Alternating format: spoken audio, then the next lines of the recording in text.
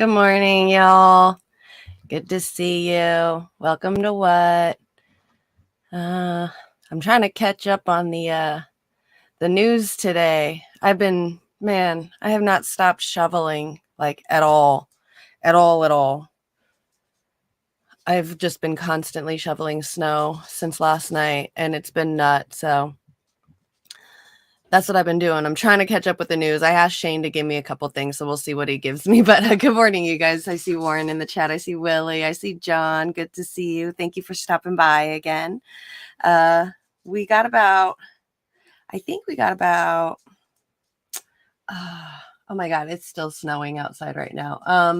I'd say we're almost at a foot of snow right now. They're saying that the elevation of around like 5,000 is going to start getting about 6 feet of snow. And we're at 4,700. So yeah, I don't think it's going to stop. It's just constant. Like I said, I've been shoveling constantly. I shoveled last night, and then I shoveled again today, this morning before the show. And I know right after the show is done, I'm probably going to have to shovel again because I've got to do laundry. And I have to go outside of my house to go to the laundry room that's under the house. So I have to like shovel myself a little path. It's getting ridiculous. I have like no snow boots. The snow boots that I had got ruined in the weather from last year. So I need new snow boots, and all I'm using are like my Vans, and they're just getting soaked. I'm like ruining my Vans. They're like those old Spice Girl white platform Vans. Like, I'm ruining them. So where are you at? I am in Southern California in the mountains. Yeah, it's nuts right now. It's nonstop. I mean, I don't know if you guys can see all of it, but yeah, it's just all like, if you look, there's a Jeep right there, and that's all snow on top of it. So yeah, it's a lot of snow out there today. It's crazy. There's so much snow. It's ridiculous. It was nice last night. It was crazy. Like I was shoveling the driveway and stuff last night, and it was nice. It was peaceful. It was so relaxing. And then I go and I shovel snow this morning, and it was just miserable. Absolutely miserable. I'm like, "Oh yeah, this is what shoveling snow is like again. I forgot." I was thinking last night, I'm like, why do I hate shoveling snow? This is actually not too bad. I finished all the shoveling in like 45 minutes. The snow was all light and fluffy. No, not today. Today, the snow is miserable. I think my hands almost froze off today. So you're jealous. You're not going to get any snow here in North Carolina. Yeah. Yeah, no snow. It's nice. I mean, yeah, it's great. It's just hell. It's absolute hell. What's up, Rivet Head? Thanks for stopping by. You haven't had any accumulation here? Nothing yet? Oh, shit. It's 83 degrees and sunny outside in your neck of the woods. Holy crap. Lucky. You're so lucky. Like, I can't even, because usually, like, I'll stream outside. You guys know I'm always out in my little tent. But right now, I'm afraid to even sit out there right now because you know how I have that tarp up above me.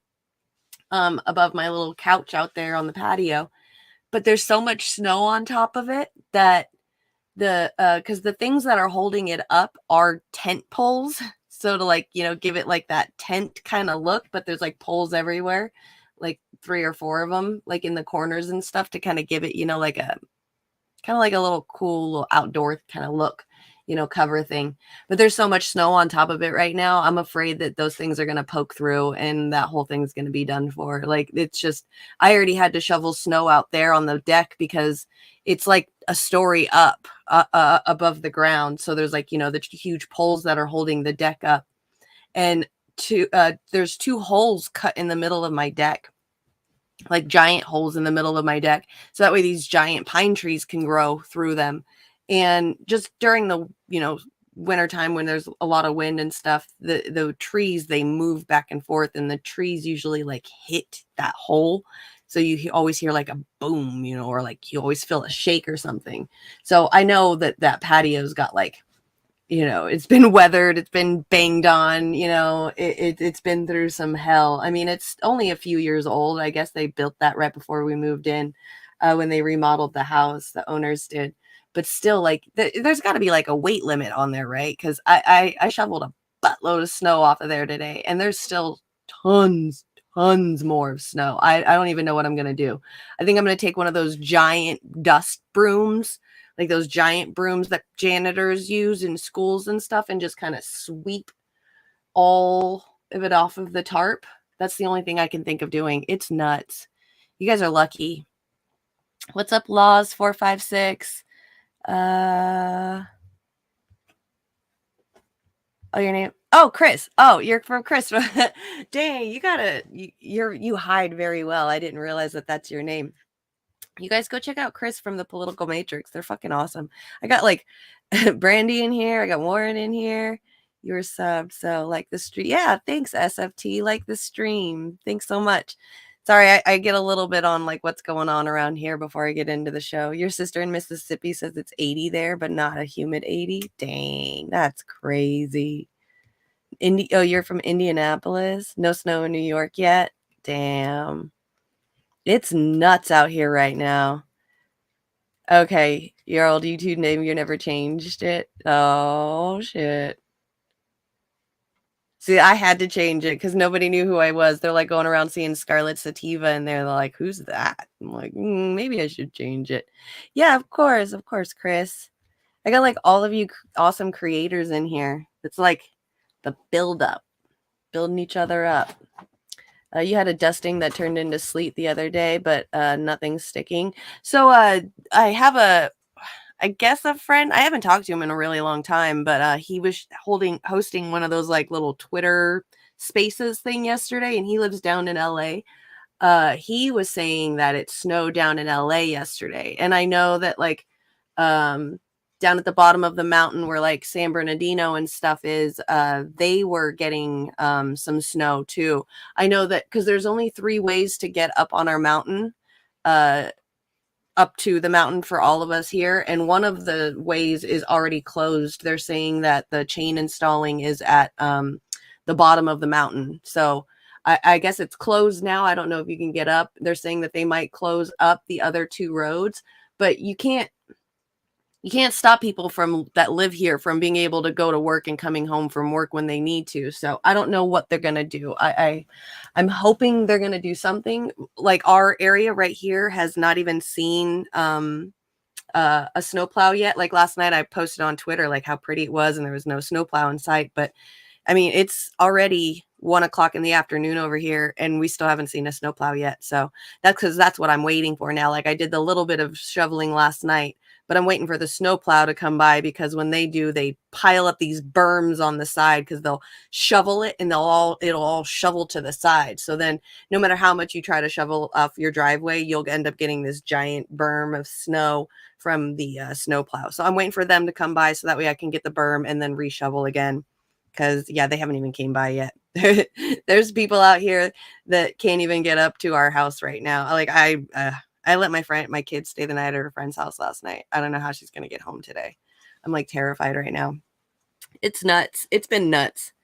I never got that wall fixed right here, that retaining wall too on the front of my house. So it's just piling up with snow.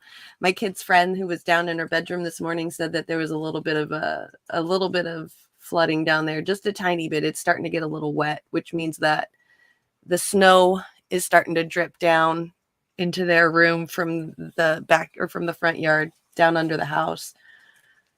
It's just a lot. That's what I don't like about snow. It ends up being like 10 times worse than what it actually is. You can't just enjoy the snow. You got to like live in it. Oh, it looks so bad out there. There's like wind and snow.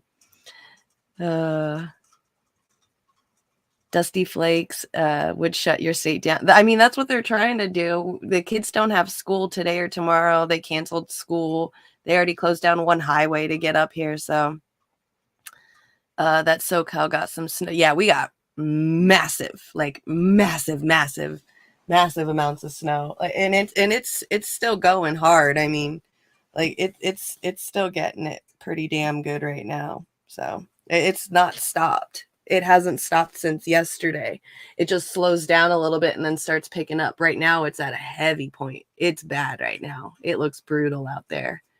So, and I heard we're supposed to be, I mean, I heard, well, what is today? Is today Wednesday? Because I heard Wednesday is the worst day, but we're supposed to be getting it throughout the whole week until Sunday. So that's why I heard it. We might get like 6 feet of snow up here, which that's why I had to shovel outside on my patio and stuff, is because I'm already like, just the height of it already as it is already making me feel buried in this house. Like, it's nuts how scary it is and how crazy it is. It's already like when I'm walking out there in my shoes, it's already up to my ankles out on my patio. So that's why I had to shovel it, because just sitting out on my patio, I felt like I was starting to feel buried, because they'll start like sliding down the tarp and then you'll have this big old pile up and stuff. It's bad. You guys, I might be buried in my own house. I'm so scared. Less bones, build an igloo and do the show from there. I was thinking about doing it outside, but you know how it sounds when it rains and stuff on the tarp. People are like, it sounds like there's popcorn popping. Are you sizzling bacon? I'm like, no, it's rain on the tarp. Like I said, too, there's so much snow on top of my tarp right now. I'm terrified to even sit out there for longer than 10 or 15 minutes just to get my smoke on really quick, because I don't know how much longer that tarp is going to last with those tent poles holding it up. Because those tent poles and then the weight of the tarp with the snow on top of it, those tent poles are going to go right through that tarp. And then the tarp is just going to be laying right on top of my couch out there. So, I mean, I'm pretty sure right after this show, I'm going to go and shovel that stuff off, because it is starting to get a little thick and it is starting to scare me how thick it's looking. So I have a lot of shoveling and stuff to do once I get off here. I only got like partial of the snow shoveled, just a little bit of my deck so I can go back and forth, and then down to my driveway, down to my laundry room and back. I didn't even shovel the driveway except for last night.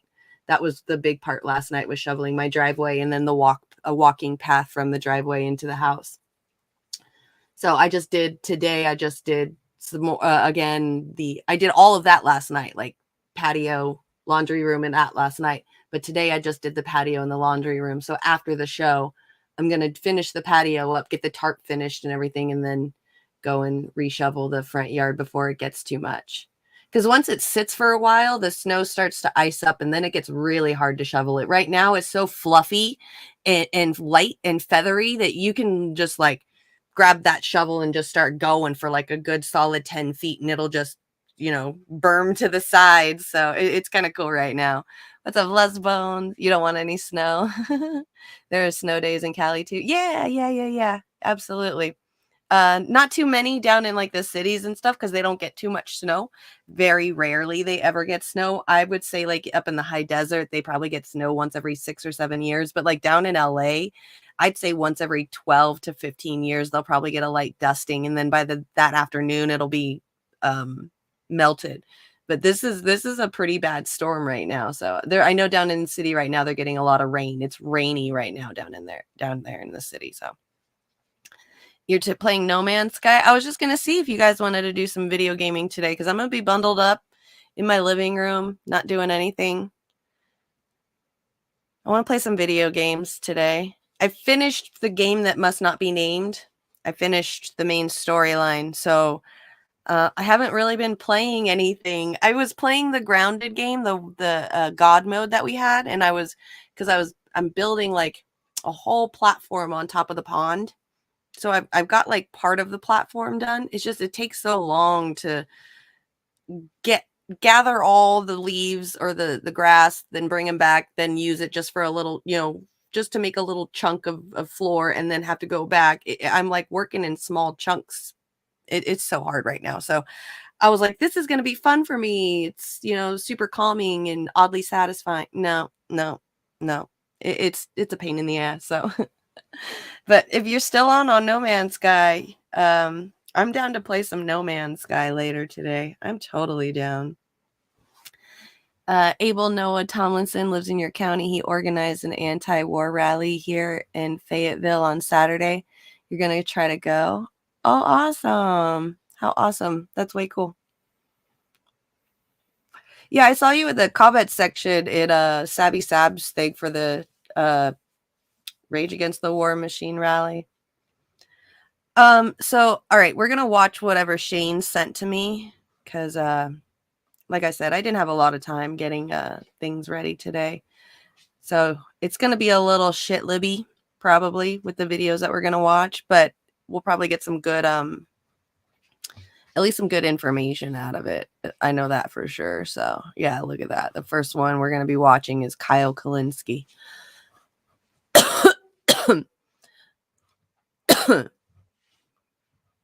Yeah, God mode, Les Bones.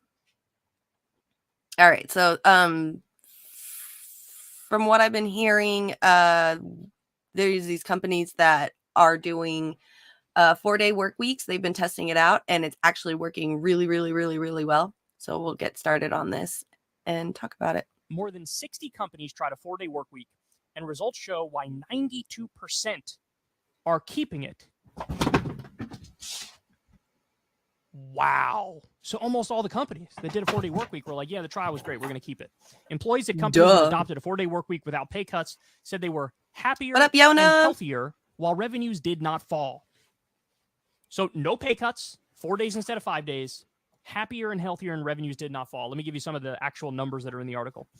A pilot program testing a 4-day work week in the UK has been hailed as a resounding success after employees reported improved well-being, and majority of the participating companies said they would keep the change. A total of 61 British companies with around 2,900 workers were enrolled in the trial, with employees working an average of 34 hours across 4 days between June and December 2022, all while keeping their existing salary. At the conclusion of the 6-month trial, 56 of those companies, or 92%, decided to stick with a 4-day work week, and 18 did so permanently. The findings of this pilot program were released by Autonomy, a British-based think tank that partnered with the UK academics to conduct the study, backed by 4-Day Workweek Global, a New Zealand-based campaign that advocates for a 4-day work week.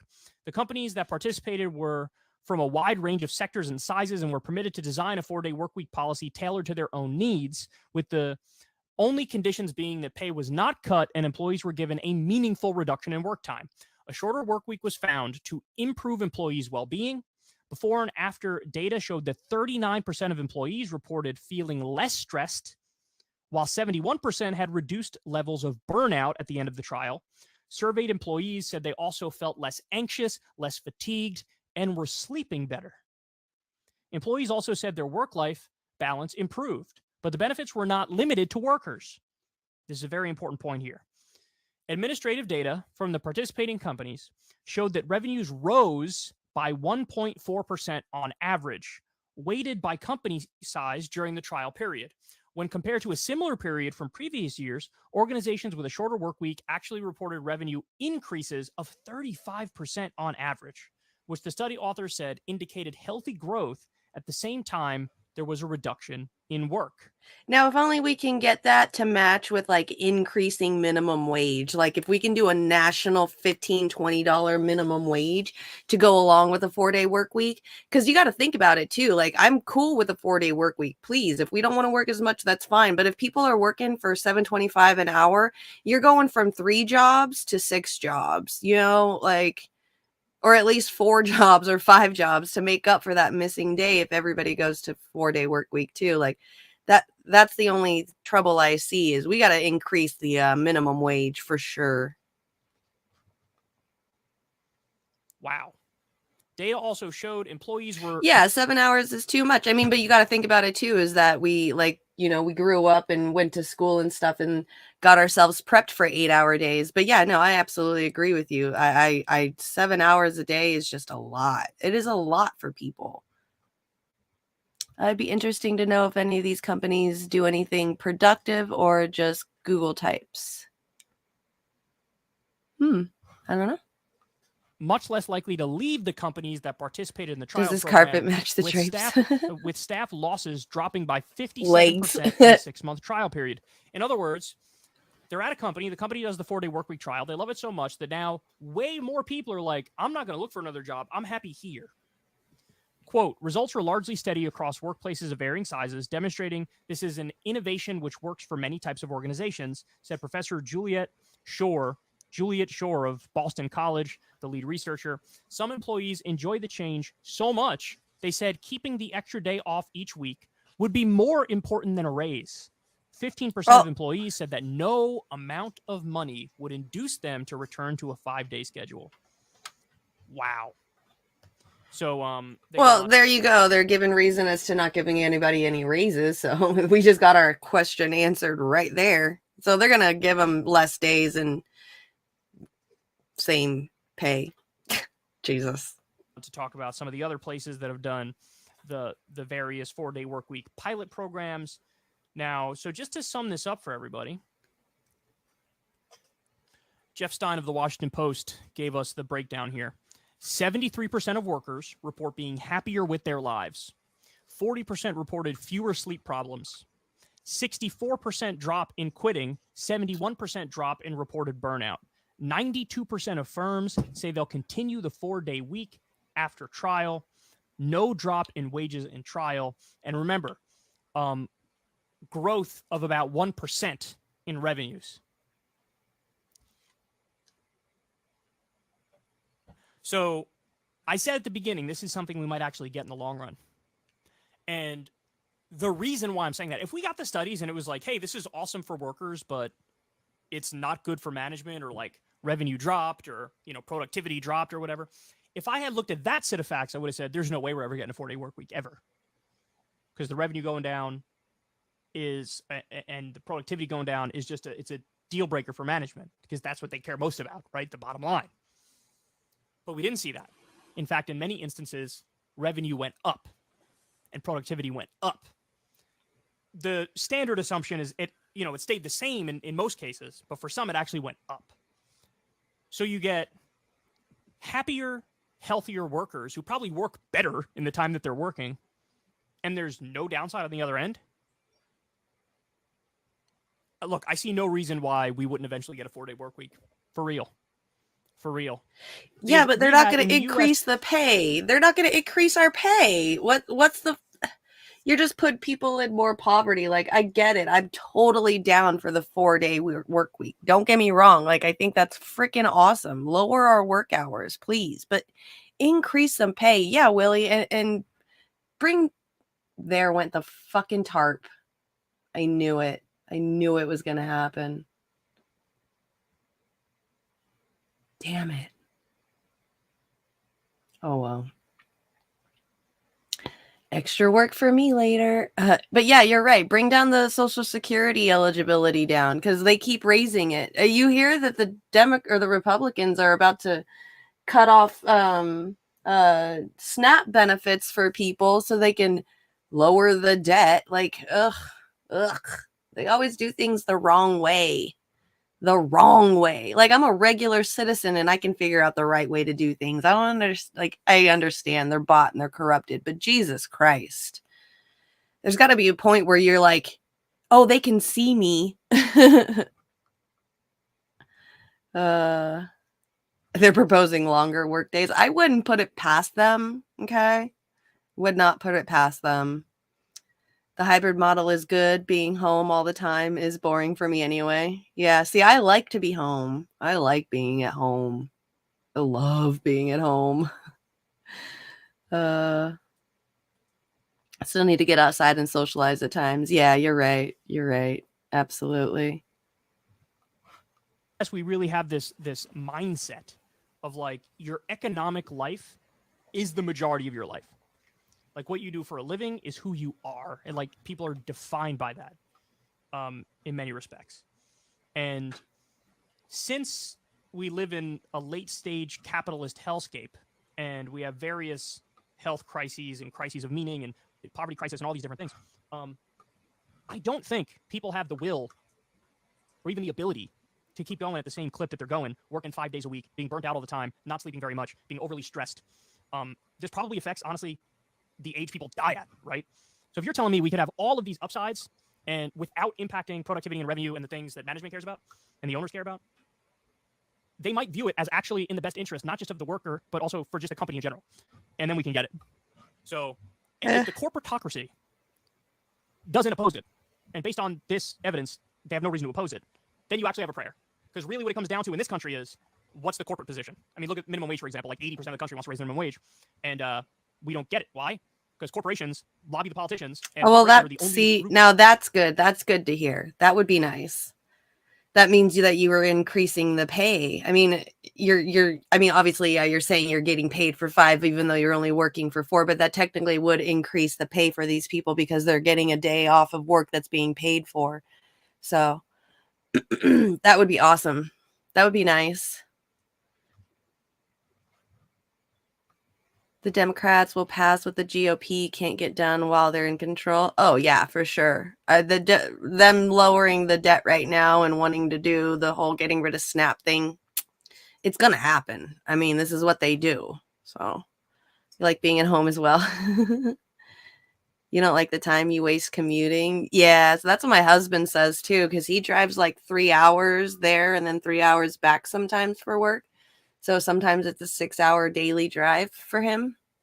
It's absolutely insane. He'll go through cars like crazy. Like he'll have a car and then within a couple of months, he'll already have like 80,000 miles on it. It gets nuts after a while. So yeah, I understand that. That's why we're looking into moving maybe closer to the city, like Anaheim or something, because it's so far of a drive. When it's like that, then yes, makes perfect sense what you're saying. Your commute is like 12 minutes max. So lucky. Yeah, 6-hour drive daily, pretty much, because he's got to drive from the San Bernardino Mountains out to like Maui or those like rich people areas over by the ocean. He's got to go out there a lot of the time. So it's a drive. It's a fucking drive, especially, you're getting off at like, you're going to work at 7 and then getting off at 5. You're hitting that daily traffic, the morning traffic and the afternoon traffic. Yeah, it gets crazy sometimes. He needs a small plane. When do you all see each other? Really late at night. That's about it. Yeah, just really late at night when he gets home. I'll usually stay up until he gets home.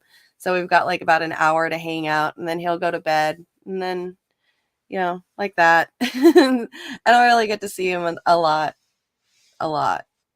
He does need a plane. I know, right? I wish my husband's commute was that short. 6 minutes. That'd be nice. That'd be so nice.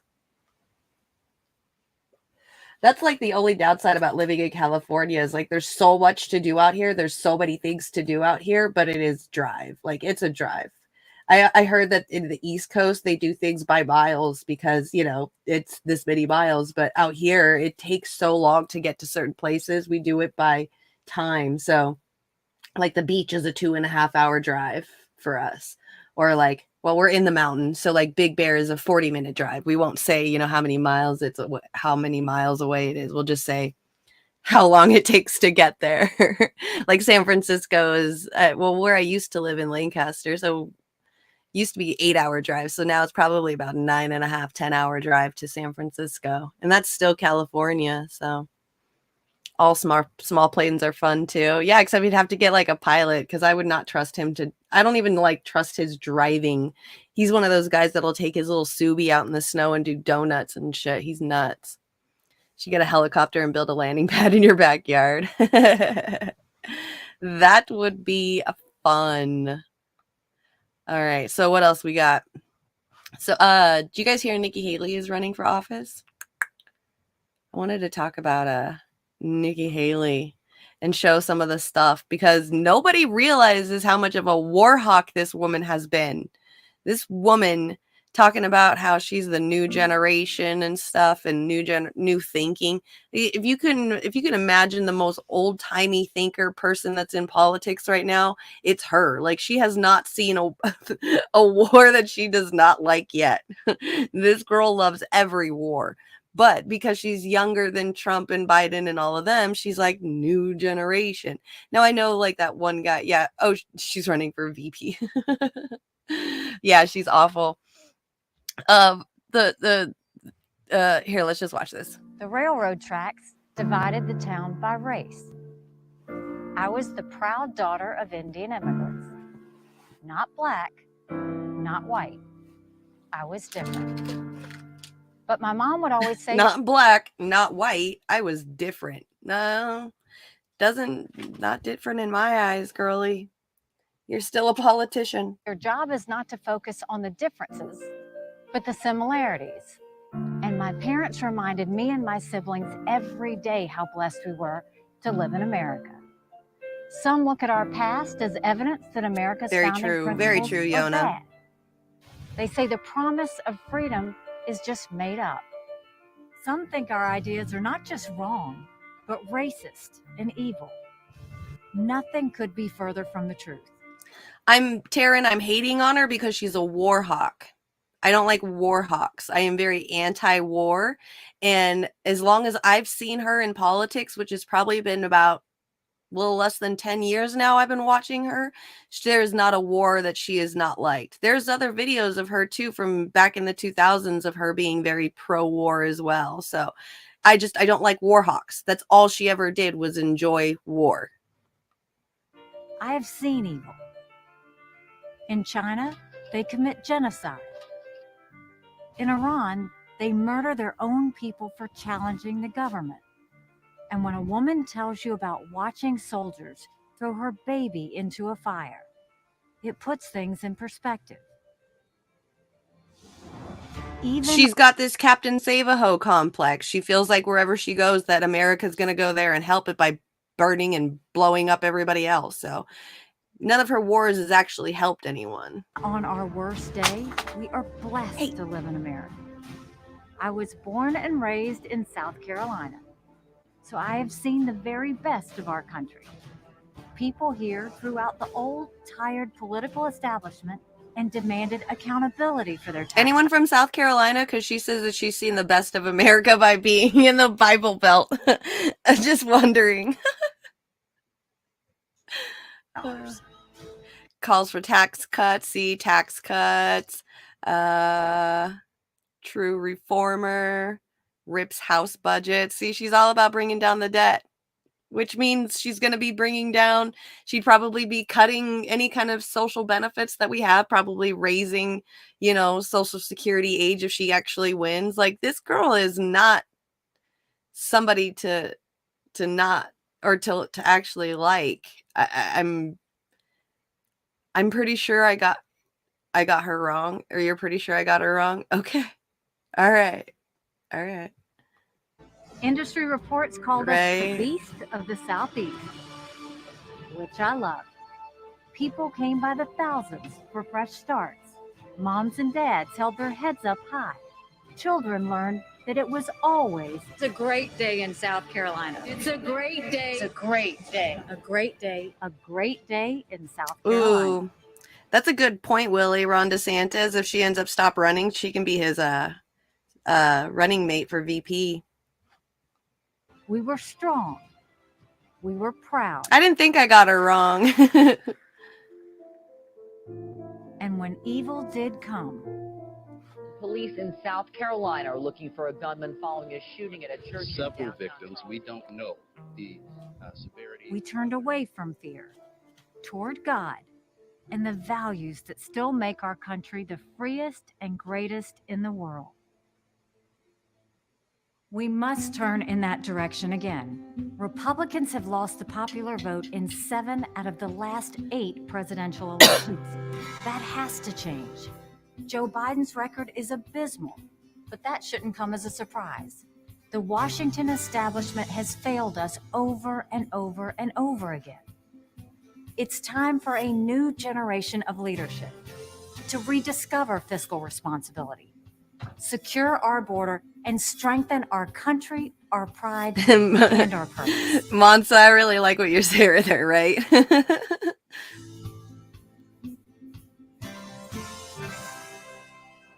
Some people look at America and see vulnerability. The socialist left sees an opportunity to rewrite history. China and Russia are on the march. They all think we can be bullied, kicked around.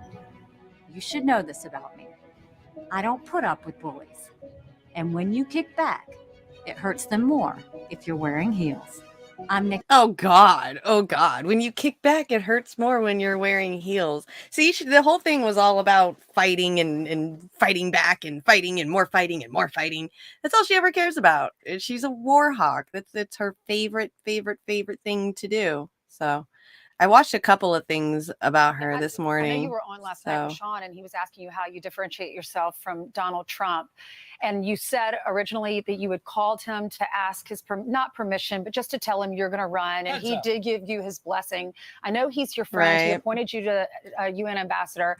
Yeah, exactly. Thank you, Rivethead. How do you handle it? And what are you going to say when the left says, because they are saying this already when you flip around to other channels, or even, you know, when we interview Democrats on this channel, they say you flip flop. 1 minute you're friends with Donald Trump, the next minute you're not. How do you answer that? Well, first of all, President Trump is my friend. I was honored to work with him in the administration. I thought he was the right president at the right time. And that remains to be the truth. We had a great conversation. I told him that I was doing this because I thought it was time for a new generation. I thought we needed to leave the status quo and we needed to move forward. You know, the liberals, they love to give me a hard time. I was doing interviews yesterday, and what they don't understand is I don't have to be 100% Trump or 100% anti-Trump. That's not how I am. President Trump will tell you, I say what I think. When you're doing something right, I support you. When you're doing something wrong, I'm going to call you out for it. But at the end of the day, that's how I square it. But I'm not kicking sideways in this race. I'm kicking forward. It is Joe Biden who's the president. It's Joe Biden who's put us in this situation. It's Joe Biden that is running us into $30 trillion in debt. He's got inflation sky high. Our kids have lost. We're in $30 trillion in debt right now is because of so much money that's going to Ukraine war, which she's going to end. She even says it herself that she's for the freedom of Ukraine. So she's for the Ukraine war right now. I've heard her say it. I watched her say this. So, okay, you want to bring down the debt, then stop giving so much money to the military industrial complex. So much in education. We don't know how we're going to catch them back up. You've got all of these foreign affairs situations going on, and you've got an open border like we've never seen before. Something's got to give. And I'm telling you, if they go again with the anti-refugees from lower countries or from countries underneath us at our border that we're totally against, but we'll sit there and go to Poland and be like, thanks for holding all these refugees from Ukraine, buds. You guys are awesome. Come on now. Come on. The hypocrisy drives me insane.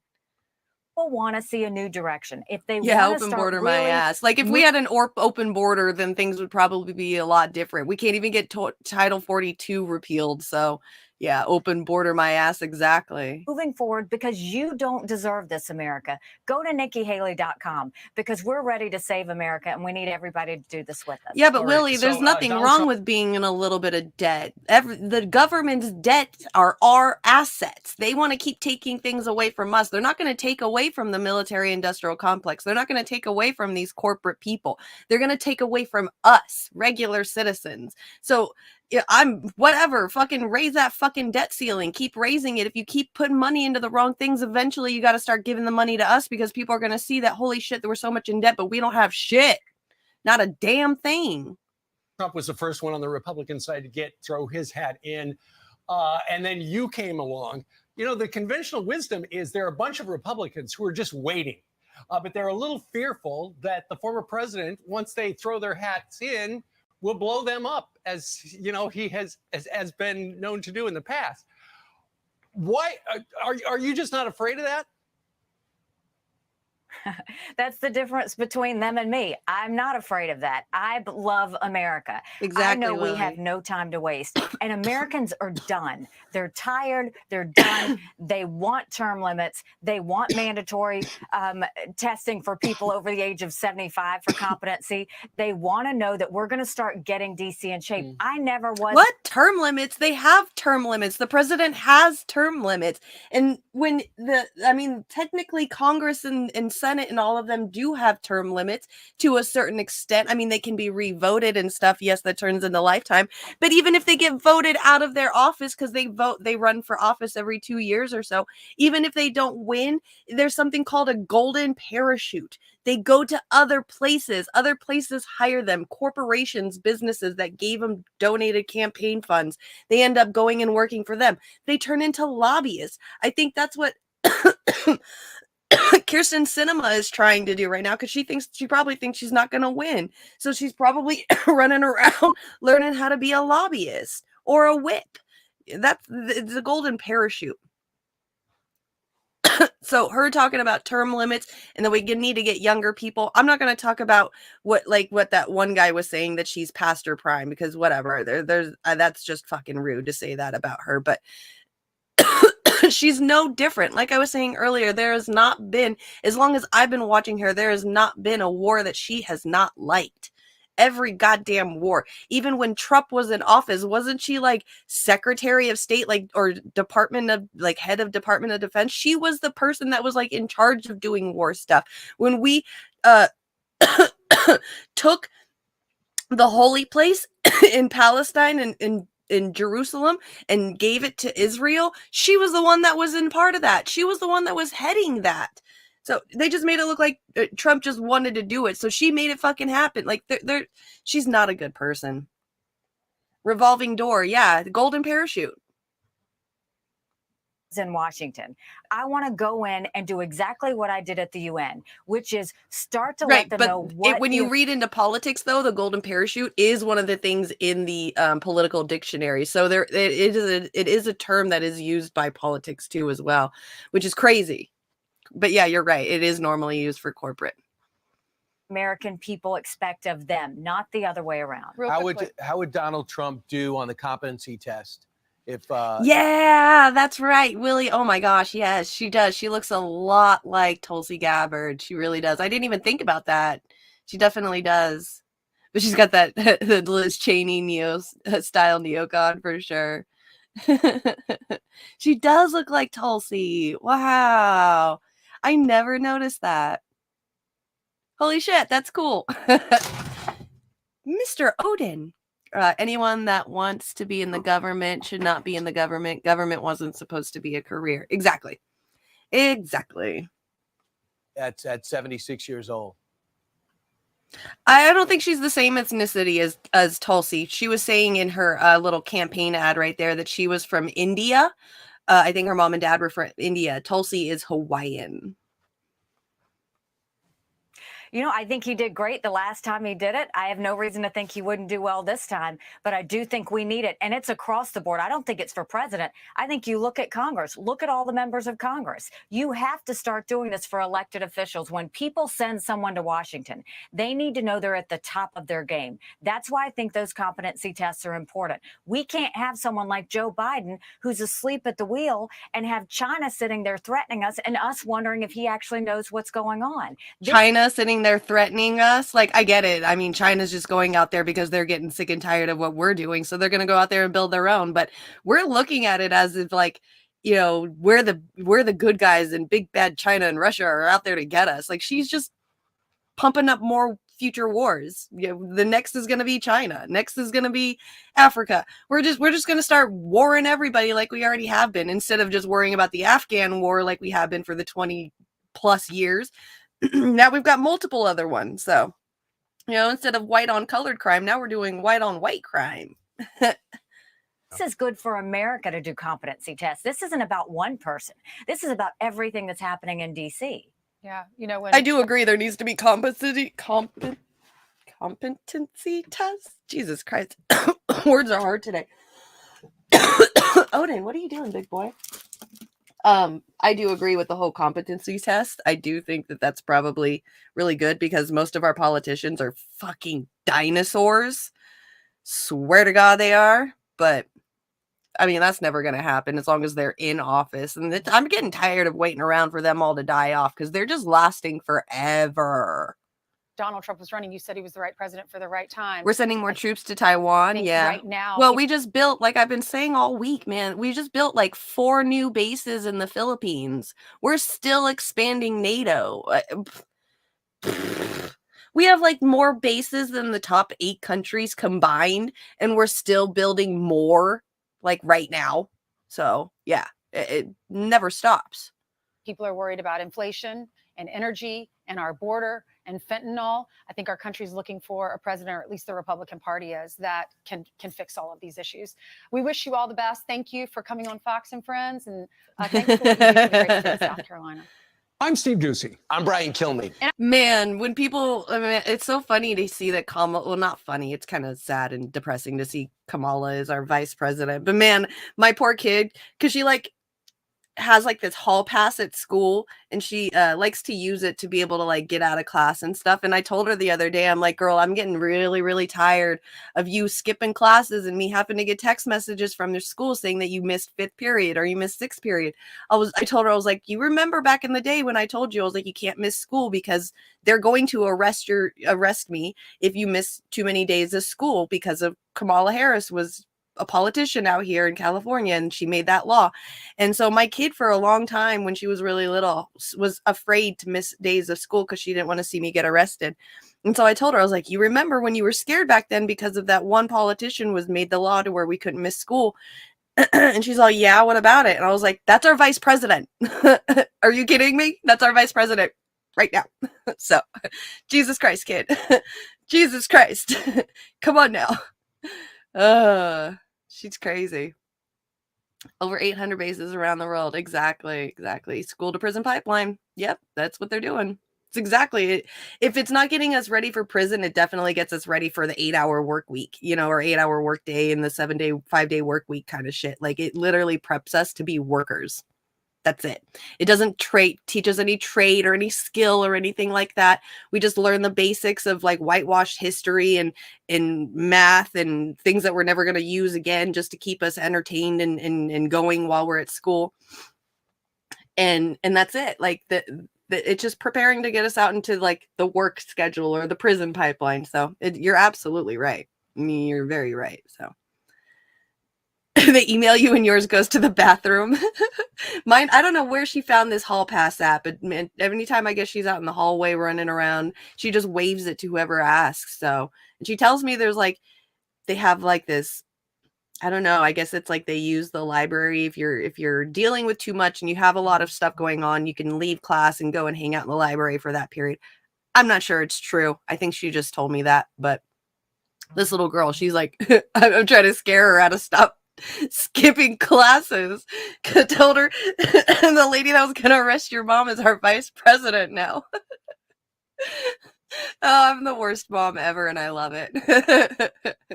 No, when she was like 6 or 7, she did not want me to go to jail. She was scared. She loved me when she was little. When you guys hear her, Les Bones, when you guys hear her in the background and stuff now, she's a teenager. She's like about to be 15 in about a month. So of course she's gonna hate me now, but when she was like 6, 7 years old, she was the cutest, sweetest little thing. I loved her so much. Exactly. No teaching of how to conduct business, no teaching of skills, none of that. Now they just teach us to be workhorses. That's it. Like, all we know how to do is get into an assembly line and do this little piece, and that's it. So that way we'll never know how it's fully made. So we'll never learn the tricks in the trade. We got, if we ever want to learn things on our own, we've got to go online and Google it or YouTube it and watch it ourselves. It's crazy. They don't prepare us for anything. That's why I told my kids, I was like, don't spend any time. Like, don't sit here and try to spend all your time trying to go to college or a university. So try to find a trade school, something that's going to teach you a skill that you already really like and you enjoy now. That way you can get into it, because it's the only way that you're going to get into anything nowadays. I mean, I get it. Law or, universities and colleges definitely help. But, man, what? This was recent? Yeah, I just told her that the other day. The pass has an expiration time, too. They got 4 minutes. You're like, what if he has diarrhea? Check my Twitter DMs. You got it. That's normal with daughters. Yeah, Tulsi's way hotter beneath the chin, and will be past her. Yeah, will be past her prime by Dawn. Yeah, so that's what's crazy here. I'm gonna put this back up. We can actually look at that while I see what is his last name Lemon? Like as in a lemon?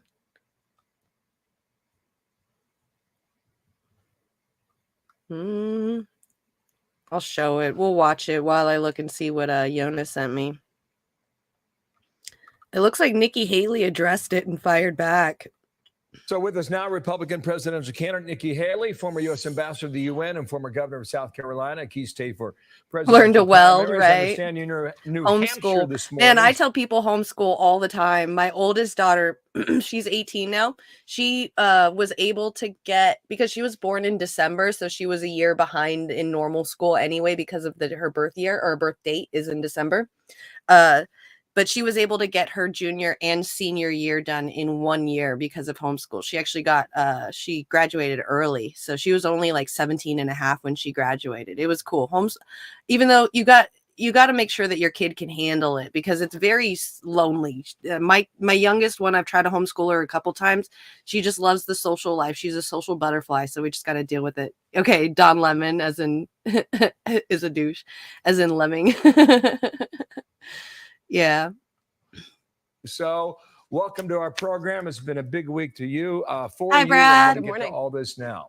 First of all, Joe Biden, the president, called Peter Alexander of NBC News after the press conference from yesterday. Here is one of the quotes that was given and made public. Southern Blues. I think the last thing that G wants is to fundamentally rip the relationship with the United States and with me. He kind of said that too in his statement on camera. What did you think? Was that sufficient and was it worth the wait?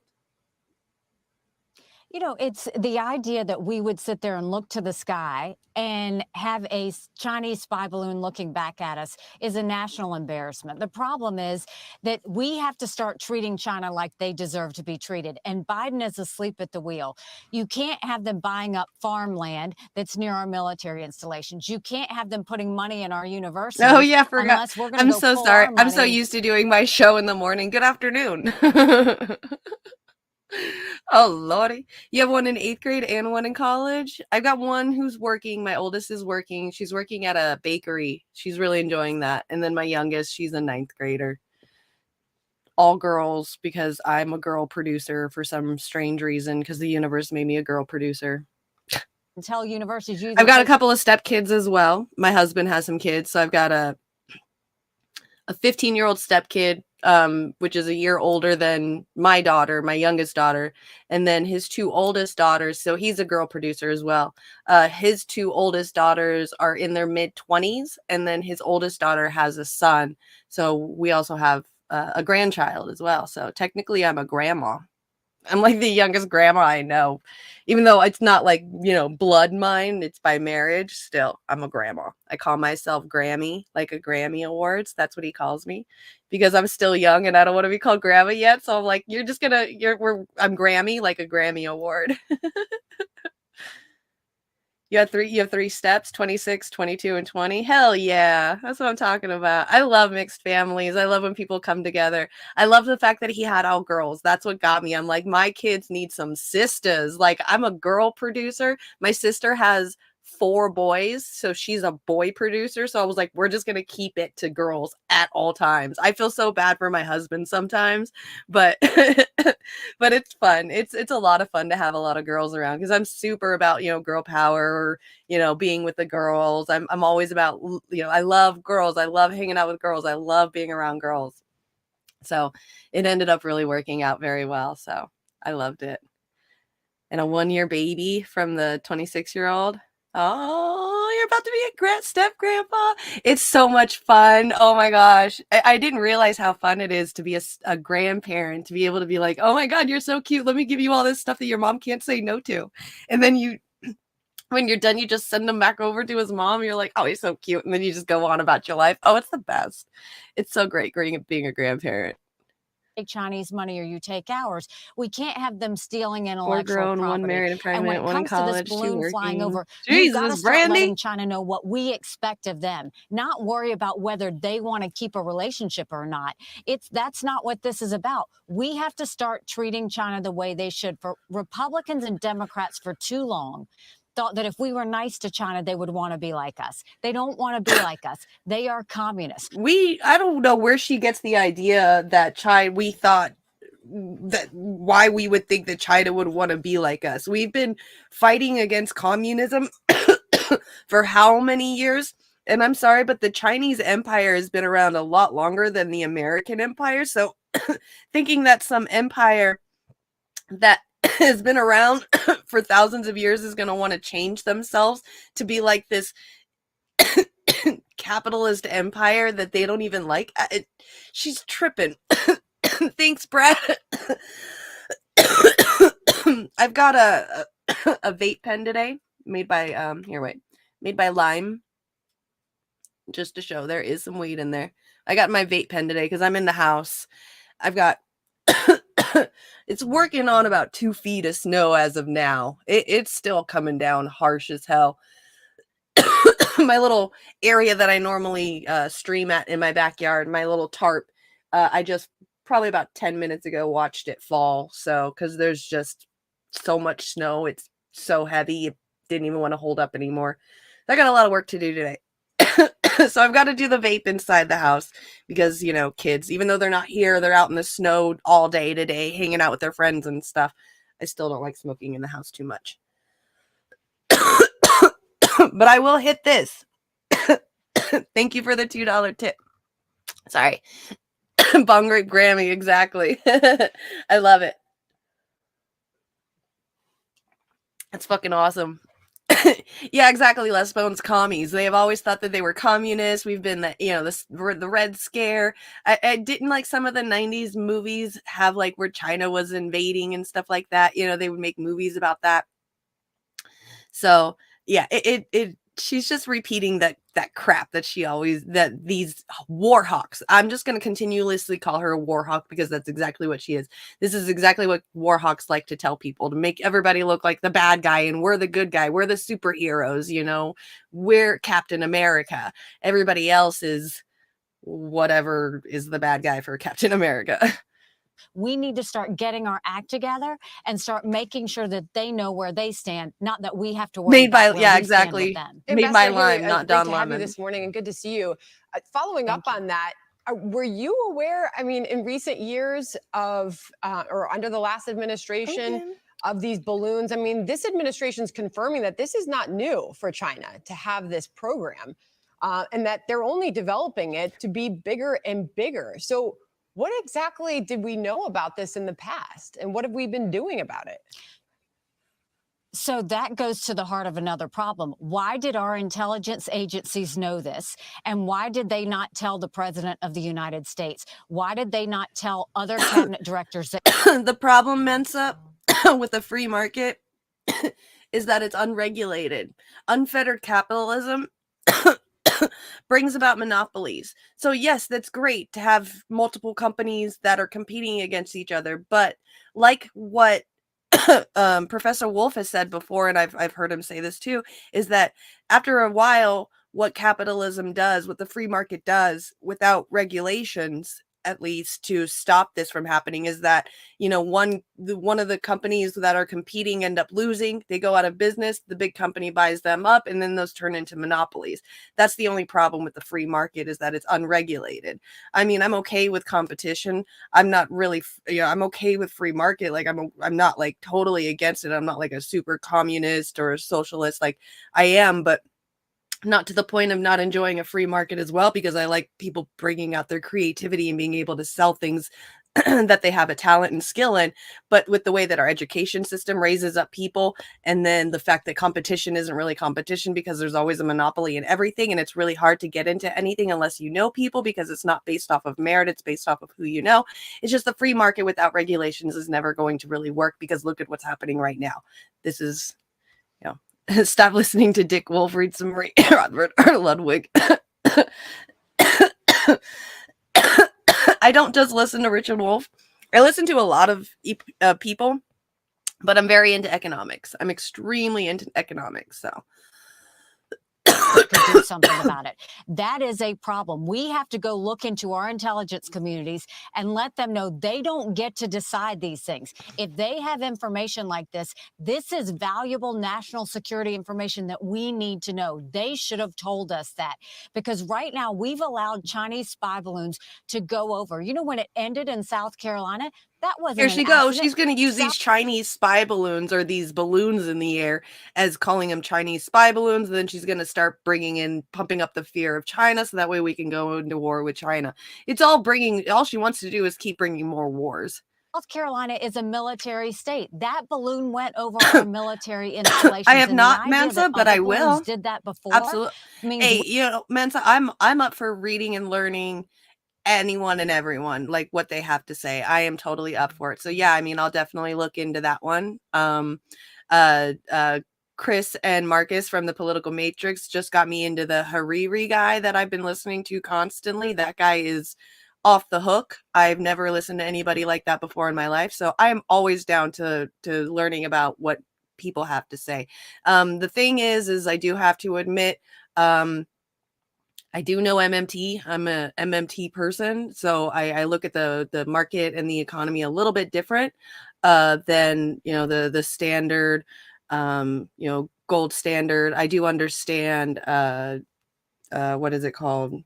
The petrodollar and everything like that. So, but I am an MMT person. I do enjoy bartering. Absolutely, Brad. Man, I will barter if I can at any time. Absolutely. I actually just bartered today. I'm going to be shoveling my neighbor's yard for some eggs. She's got a bunch of chickens next door. So I'm about to get some free eggs for shoveling some snow. Cause eggs are like, the good drugs around here. So Keynesian economics. Yes. There's some things that I definitely don't agree with on with Richard Wolff. There's just some certain times where he says things to help me get my aha moments because he kind of explains it in like a more of a teacher way than a lot of other people. But yeah, no, I agree. I'm definitely down. Jimmy had the best teacher. I wish. Eggs. Oh shit, I forgot I say that word. Eggs. You guys are evil. You guys are all up in the comment section making fun of it. I forgot about the word, you guys. Bree had Stephanie Kilton on. Yeah, that was a really good episode. You know what? It's so crazy is like how much I know about MMT and like economics and stuff. I'm still getting my aha moments. So like I've been trying really, really, really goddamn hard to understand treasury bonds and how the fuck those things work because I never really understood it. And she went really good on the Brianna Joy Gray show about treasury bonds and the example of those and why they're being done and, the necessity or the unnecessity of them and what's the point of them and stuff. And it totally, I finally, after years and years and years of trying to understand treasury bonds, finally got my aha moment because of that episode. And I finally at least get the basis of treasury bonds now and what they mean and what they, represent and stuff. So like now when I'm listening to people, who was it? I think it was like I was watching a Tim Pool episode or some kind of conservative person. And they were talking about how these corporations and these shareholders are making so much interest off of the debt of America. And I'm just like, then stop treasury bonds. And I'm like, Jimmy, you finally got it. Oh my God. That's it. That's exactly what, okay, I get it. Like, I get it. You don't want people to make interest off of our debt, then quit treasury bonds because those are the only people that are making interest off of our debt in the first place. So, it's crazy. Oh yeah, sorry, Brad. They make fun of the way I say eggs because it's a. I don't know. Warren and a couple people noticed that I have a accent from somewhere because I really try and hide. I don't want the California accent that everybody expects to be, from California, like the Valley Girl kind of thing. And my family's from Oklahoma. I'm the first generation that was born in California from my family. And so they have a lot of that accent over there, like the Oklahoma accent, they say wash and stuff like that, so I've tried not to say all that as well too. And I don't know where this accent I've got, but I do legs and eggs and I do it with like a Y in there instead of eggs. And Warren likes to make fun of me for it. So yeah. Cheese. I love you too, Yona. Oh, you used to live in Oklahoma? Awesome. Hey, Brand. Oh, hey, Dee. Good to see you. Time to get some chickens. I know, I'm telling you. I'm just going to keep doing things for my neighbor for some chicken eggs. So, do you think that anyone should have a vote on how you run your business? I think if it gets to a certain size, then yes, I think that there should be regulations and the people should be voting, like Walmart or Albertsons, things like that. But if you've got some like little mom and pop shop, I think maybe there should be like rules or regulations for certain things, but that everybody should abide by. But then I think it should be a little bit harsher regulated on the bigger ones, because those have more of a chance to monopolize than, let's say, the little antique store that's down the street, in between a bunch of big buildings. So yeah, of course, I mean, I would want to say yes on that, just so I can keep it consistent. I don't want to stay inconsistent with my beliefs, because that's very hypocritical of me if I did. So then, yeah, you're right. If I was to agree with rules and laws for big businesses, then I would have to do the same thing for like a mom and pop shop, I think it would probably be a little, like I said, a little bit more regulated for a bigger store or company, because it's bringing in more. It has more company, or has more people working there, has more of an opportunity to monopolize than other companies, things like that. So your North Carolina accent is not super strong. That's funny. All right, let's finish her. We not only have a China problem, we have a government problem in the fact that NORAD should have picked up on this balloon, but our intelligence community should have told those decision makers exactly what was happening from China, so we could have dealt with this earlier. Okay, there's another topic here. You got on the news yesterday for a very different reason. I know it's a big turn away from Beijing and Washington, D.C. politics, but this was a comment that happened about 24 hours earlier on CNN. This is how it went. This whole talk about age makes me uncomfortable. I think that would be great too. I think it's like a co-op. Absolutely. Well, I mean, but that's like socialism and communism, like the whole production, the profit from production is given to the people. So, I mean, I completely agree with that. I don't think that profits and stuff should only go to the CEO who only gives it to the shareholders.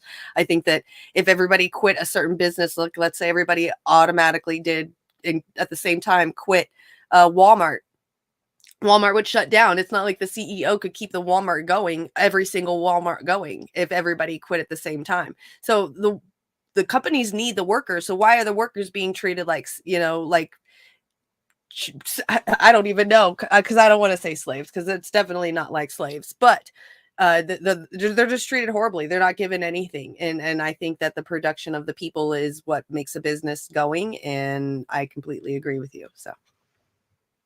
Road to go down. She says people, politicians or something are not in their prime. Nikki Haley isn't in her prime. Sorry. When a woman is considered to be in her prime in her 20s and 30s and maybe 40s. What are you talking? Wait, that's not according to me. Prime for what? Antitrust laws. Yeah. If you, I think, when is it? March 10th or something? In about 2 weeks on a Friday, I'm going to have Sherry on. Maybe we can talk about that kind of stuff, because she's really big on the antitrust laws. Sherry is amazing about that stuff. It's like prime. If you look it up, socialism. If you Google when is a woman in her prime, it'll say 20s, 30s, and 40s. I don't think he was talking about Amazon Prime. Later, he tweeted in the afternoon, Sandra, and sent this out. He said this, Ambassador Haley, the reference I made to a woman's prime this morning was inartful and irrelevant, as colleagues and loved ones have pointed out, and I regret it.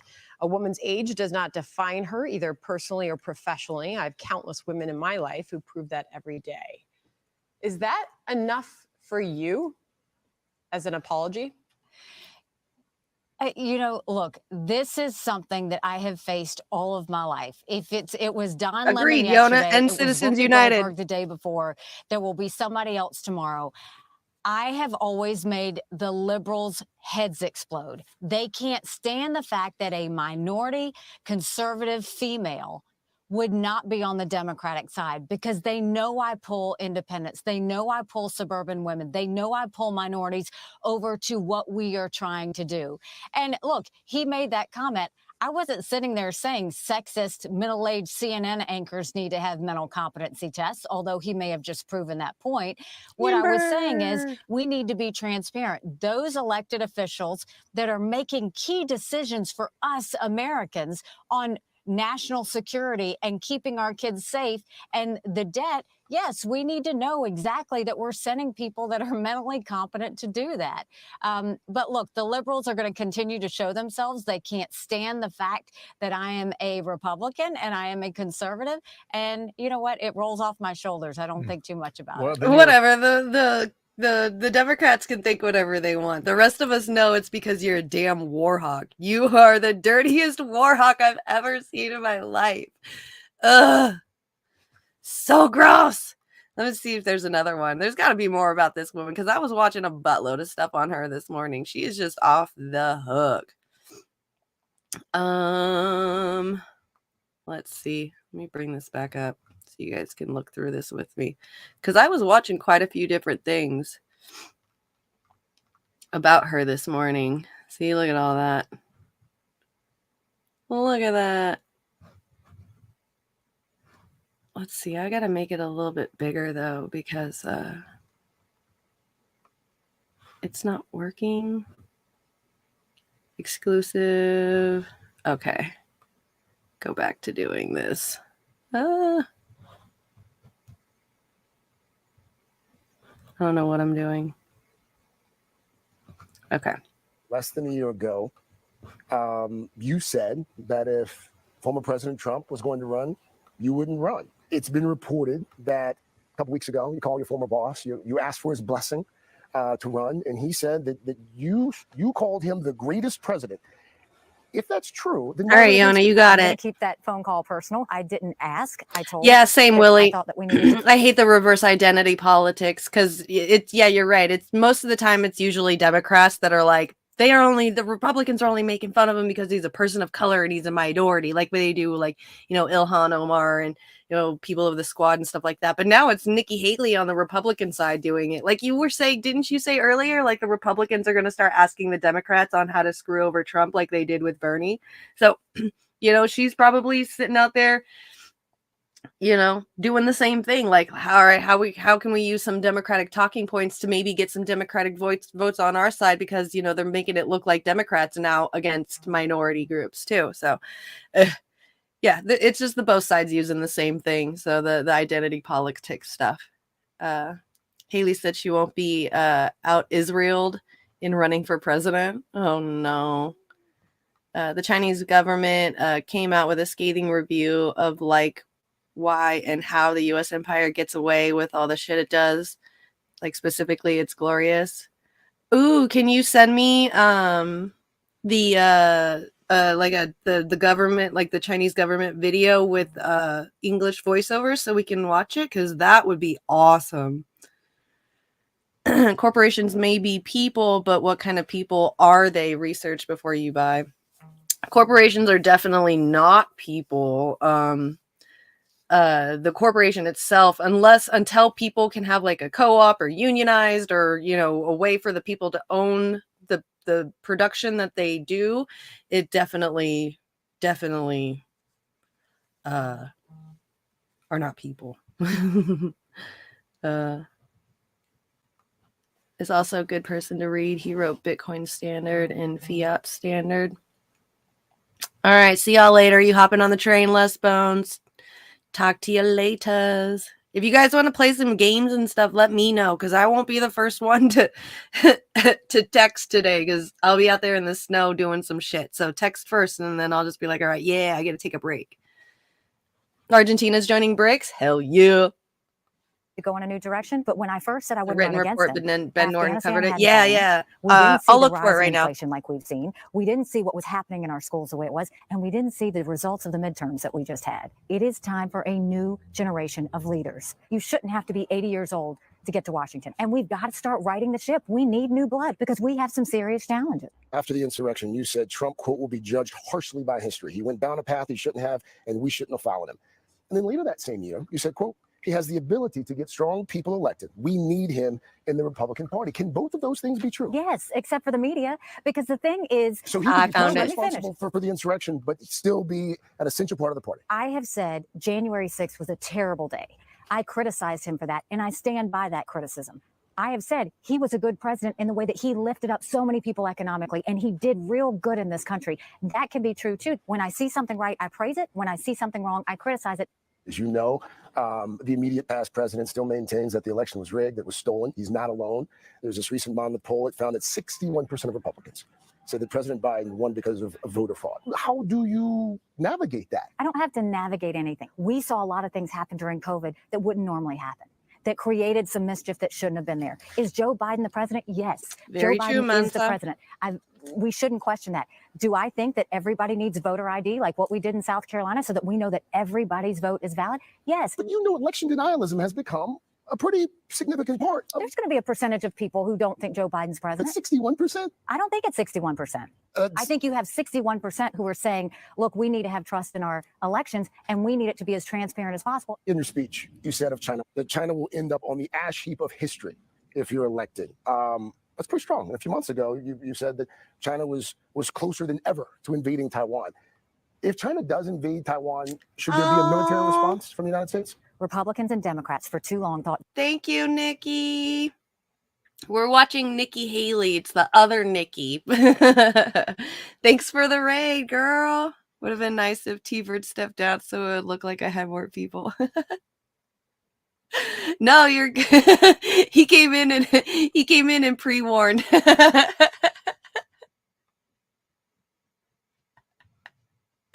Good to see you. Thank you, Nikki. Thank you. We're watching the other Nikki. And then I think right afterwards I got the Ben Norton, China's condemning U.S. hegemony. I cannot wait to see that. I'm so stoked. Hi, Bach. Oh, good to see you. That if we were nice to Z China, they would want to Patriot, be like thank us. you. They don't want to be like us. They want to Greetings. destroy the West. We need to change the way we look at them. And so that means we should have a strong military. And for God's sake, we should not have Americans look up at the sky and see a spy balloon from China looking back down on us. And if we do those things, Craig, there won't be an issue in Taiwan. Because if you are strong and China knows that we mean business, they're not going to make that move. If they do invade, should there be a military response? I think we have to look at that when that happens. But what we do is we have the backs of our allies. Let's talk Ukraine for a moment. The former president, Right. your former boss, has said that he would stop supporting the Ukrainians if he's elected. House Speaker Kevin McCarthy has said that the Ukrainians shouldn't get a blank check. Where do you stand? The war in Ukraine and Russia is not about Ukraine. It's about freedom. And it's a war we have to win. Because if Ukraine doesn't win this, You hear Russia this? will go on to Poland and the Baltics. China, Taiwan, Russia, Ukraine. Like, there is not a war that this girl does not like. She is in love with every single war. I'm pretty sure because she gets her campaign donations from all these military industrial complex companies. So it's crazy. Yeah, we're watching the bad Nikki. And then we'll have a world war. What we need to do and what Biden should have done was give them what they needed to win early. We're not putting troops on the ground. We are not writing blank checks. But when they need the ammunition to win, we should give it to them. President Zelensky's asked for F-16s. Should we give those to him? Oh, I yeah, think we no, give I him what he remember. needs to win, not money, but equipment. And you recognize there's some daylight between you and the Exactly. other declared candidate for the Republican nomination on that front. There's some daylight between me and Joe Biden because Joe Biden was slow to But the to be take. fair, Madam Ambassador, you have to win the primary. You're talking about President Biden a lot, but there are only two candidates in the Republican primary right now. It's you and your former boss. No, and you guys are obsessed with me talking about him. But what I'll Well, there tell are you only two candidates. it's okay. I don't kick sideways. I kick forward. And what I'm telling you is Joe Biden has not led. Let's talk about the primary field. Back in 2016, a lot of folks believed that one of the major reasons Donald Trump won was because the field was so crowded. How real is the worry that the same thing happens this time around? I don't care about any of that. What I care about is going straight to New Hampshire, going to Iowa, talking to the people in South Carolina, and getting our message out to America. The only other contender in this race, he's been known to say agree. some pretty dirty and nasty things about his opponents. Been known to give him nicknames. Does that concern you at all? Not at all. Not one bit. I have worked with him. He's known for doing that. I got a job to do. Are you going to kick back? Whenever I'm kicked, I always kick back. And he knows that. During the conversation, I also asked the former ambassador about issues facing Americans here at home, including whether she Oh my supports God, a is federal right, Brad. abortion ban This and her girl plans for Social bombs Security and for Medicare. freedom. We'll have that part of our Exactly. conversation coming up for you. Like, or that's the whole thing was talking about how bad and evil the Democrats were, not talking bad about anybody Republican. So that way she doesn't lose that voter base because, you know, she wants to keep the voter base, even the Trump voter base. And then everything else was about fighting and wars. That's all she ever cares about is how bad everybody is other than her and her allies or our allies from NATO. That's it. I'm telling you guys that she's nuts. All right. She's obsessed with talking about kicking. I know. Is that going to be her campaign slogan? Is kick back? That's what I want to know. Because that's kind of an awesome campaign slogan. Kick back. Like, I would just use it as like kick back, you know, just chill, relax, calm down. Calm your tits, bitch. Calm your tits. All right. So Ben Norton. Thank you, Amber, for sending this. Ben Norton talked and covered the China condemning the U.S. hegemony, war crimes, CIA coups, and 400 interventions. Oh my God, I'm so excited. I cannot wait to see what China has to say about America. This is so awesome. Meanwhile, the railroads are bombing us here in Ohio. Exactly. And it took them like so long to have Norfolk Southern even give them money. Like at first they were going to give them like $5,000 a pop or something. And then they're giving a little bit more money, not to the people, just to like the city itself. And they're like, we're giving up so much money. We're so sorry. Like, come on, bros. And then like 3 more things have been happening in Ohio. Arizona had a gas leak. Like it's just a constant. Our infrastructure is dying out here. But, you know, Ukraine, let's give them more money. Right? What kind of kickback is she receiving is the problem. Exactly. Thank you, Mansa, for sure. Kickback slogan, good double entendre, giving an elbow in the ribs to the lobbyists. The GOP are going to abandon their pretend populism of Trump and embrace the Bush-Cheney politics of Ron DeSantis. Yeah, the writing is on the wall. That's what it feels like to me, is that they're trying to go back to the Bush-era politics. Like, they're really trying, but they don't want to lose that voter base because that Trump voter base is so big. So they can't say anything bad about what happened with the whole Trump thing, but they want to go back to the Bush-era politics of just constant wars and everything like that, not closing the borders down, everything like that. So yeah, you just got to pick and choose like which Republican is going to be representing which one the most. Obviously, as I know, Nikki Haley is going to be talking about wars. She just wants to keep wars going.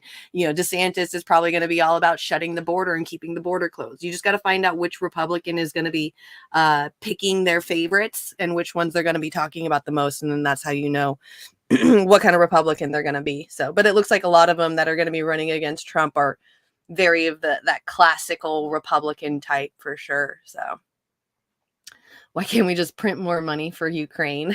Because, well, except for saying printing money, because most of the stuff is digital nowadays. But the thing is that it can be inflationary if you start printing out too much. And what they're doing is, or printing it, quote unquote, printing it, digitally sending it to companies without or having it going to the wrong places instead of the places that are actually going to benefit and then give back to the government when they pay their taxes, instead of other countries who aren't. So that's the problem, is that we could, I don't, but with it going to the wrong places, people not paying their proper taxes, especially rich people and stuff, it's just not balanced. So it can be inflationary. So we're renaming it East Ukraine instead of East Palestine. That's genius. We need to give more money to Sam Bankman-Fried to fundraise for Ukraine. He seems like a trustworthy fella. Now I know you're fucking with me. How many billions has the U.S. sent to Ukraine? A lot. And I think from what I heard, we are going to be sending this entire year's budget that's supposed to be spent on America for the entire year. We're going to be spending all of that to Ukraine by June. We're going to be out of money. So that's why they're wanting to raise the debt limit. And there's this whole big old fight about the debt right now, is because we're about to run out of, the yearly spending that the government gets to give to other companies and stuff. And it's because we're giving so much of it to Ukraine, and we're about to use up the entire year's budget in the first 5 months just to one country. So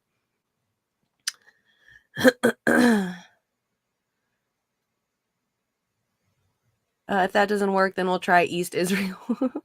America is not producing enough products to print this much money. That's true too. Definitely need production as well. We are not producing. I mean, Biden did say something about bringing back production, but the only thing he talked about was those super chips, and that's not anything. I mean, the problem with that whole thing is like you can say you want to bring production back to America as much as you want, but without these companies' approval, they're never going to take away their production in China because of how low their wages are. And it also made me think, like, is that why America hasn't raised the wages in so long? Is because we're trying to keep it really low so that way we can bring production back to America, and we'll be doing those really low wages, kind of like what China's been doing, and that's going to be like enticing for the companies to come back to America, and they probably won't raise the wages nationally. So yeah, I totally agree with that. They're not producing enough. We don't produce enough. You're absolutely right. How many? Oh, okay. You are. Name gave it away. All right, let's watch the new cold. I'm going to Biden's full of shit. Absolutely. I agree. I got to potty really quick. So let me go right to the bathroom and we'll start watching this. The war that the United States is waging on China escalates more and more by the week. There are several ways in which Washington is waging this new Cold War. First and foremost is the economic war, which is also related to a technological war. The U.S. has imposed several rounds of sanctions on China. They started with the Donald Trump administration, and the Joe Biden administration has only continued imposing more sanctions.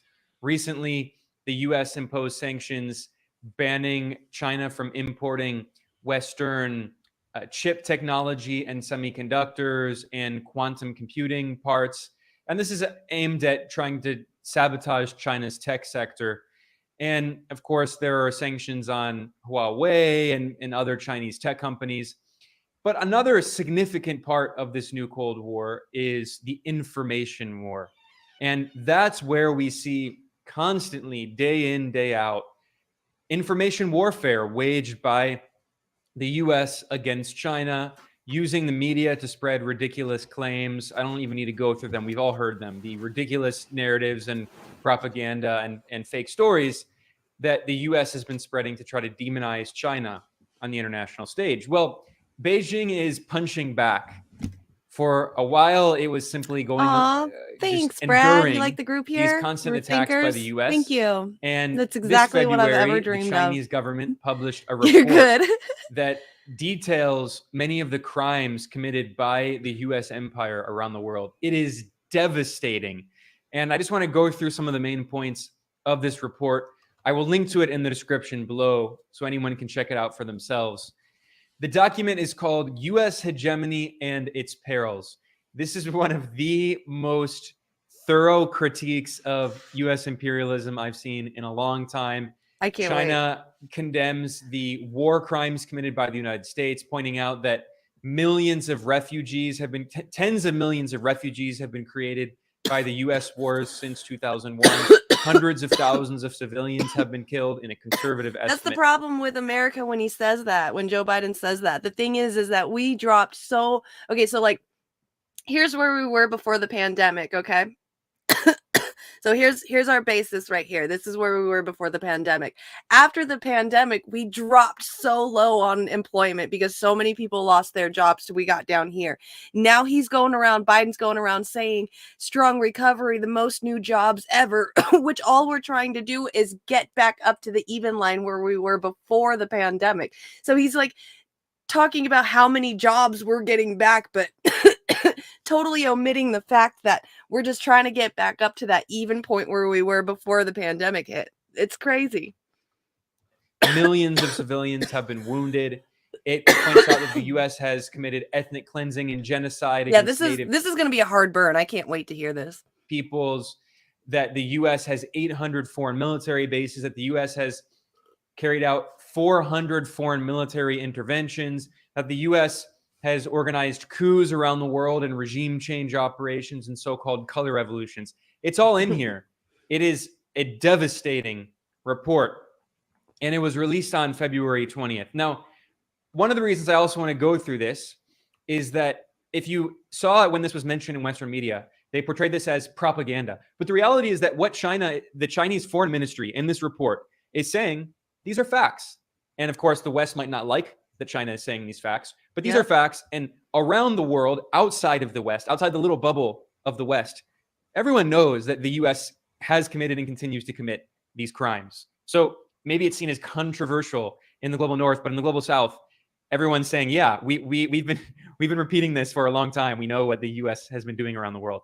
So the way this report from the Chinese Foreign Ministry is organized is it's all about U.S. hegemony, and it's divided into 5 parts: political hegemony, military hegemony, economic hegemony, technological hegemony, and cultural hegemony. And essentially, this is China spelling out how the U.S. empire wages hybrid war around the world using different tools in its imperial toolbox. So it begins pointing out, with a very brief history of the modern U.S. empire, that since the end of World War II, and especially after the end of the First Cold War, quote, the United States has acted more boldly to interfere in the internal affairs of other countries, pursue, maintain, and abuse hegemony, advance subversion and infiltration, and willfully wage wars, bringing harm to the international community. Now, I guess I should point out for people who don't know what hegemony is dominance. And especially in the political context, it is a state using its political and economic power to impose its will on the world. It's dominance. He was like, he was in my head. I was sitting here thinking, should I Google hegemony really quick? Because I don't want to feel like an idiot. Thank you for that. Thank you, Ben. He's in my head. He's in my head. And it's imperialism is what China is describing. And they continue saying, the United States has developed a hegemonic playbook. Man, life was so good. I think my favorite year from like when I became an adult till now was like 2006 was probably one of my faves. I really, really enjoyed 2006. I don't know why, but yeah, I know. Minus the whole war stuff, but yeah. Stage color revolutions, which are regime change operations. We'll talk about that more in a second. Is the man. All right. Instigate regional disputes and even directly launch wars under the guise of promoting democracy, freedom, and human rights. Clinging to the Cold War mentality, the United States has ramped up bloc politics and stoked conflict and confrontation. It has overstretched the concept of national security, abused export controls, and forced unilateral sanctions upon others. It has taken a selective approach to international law and rules, utilizing or discarding them as it sees fit, and has sought to impose rules that serve its own interests in the name of upholding a, quote, rules-based international order. Of course, one in which the U.S. makes the rules and orders everyone around. So the Chinese Foreign Ministry, which published this report, says that its goal is to draw greater international attention to the perils of the U.S. practices to world peace and stability and the well-being of all people. So just at the beginning, going all out and saying that the U.S. to draw greater international attention to the perils of the U.S. practices to world peace and man, see us being like these bullies that go around and bomb other countries and put our bases up and increasing NATO and stuff. These other countries are getting to the point where they're like, yeah, the U.S. are just bullies and they're creating national security to our peace and stability around the world. Like we're giving them fuel for the fire. Like, wow. I wonder if they're, even going to read it themselves. Like, is Kamala Harris going to read this, like, with an open perspective, with an empathetic heart? Probably not. Is hurting the entire world. Yes, it's preventing Yona. The U.S. is interfering constantly in the affairs of foreign countries. All things that, again, are facts. This is not Chinese propaganda. These are facts. So let's briefly summarize here the first part, which is about political hegemony. And it notes that the U.S. has interfered in the internal affairs of countless countries around the world and done so in the name of so-called promoting democracy, right? So it talks about Latin America, the so-called Monroe Doctrine. This year, 2023, is the 200th anniversary. This is essentially a colonial doctrine in which the U.S. claims that Latin America is its imperial backyard, in scare quotes. China says that the U.S. organized color revolutions, which are regime change operations in which groups, NGOs, media outlets, organizations, leaders funded by the United States through cutouts, CIA cutouts like the National Endowment for Democracy, the NED, and USAID, the U.S. Agency for International Development. They spend millions of dollars funding these regime change groups to try to overthrow independent foreign governments.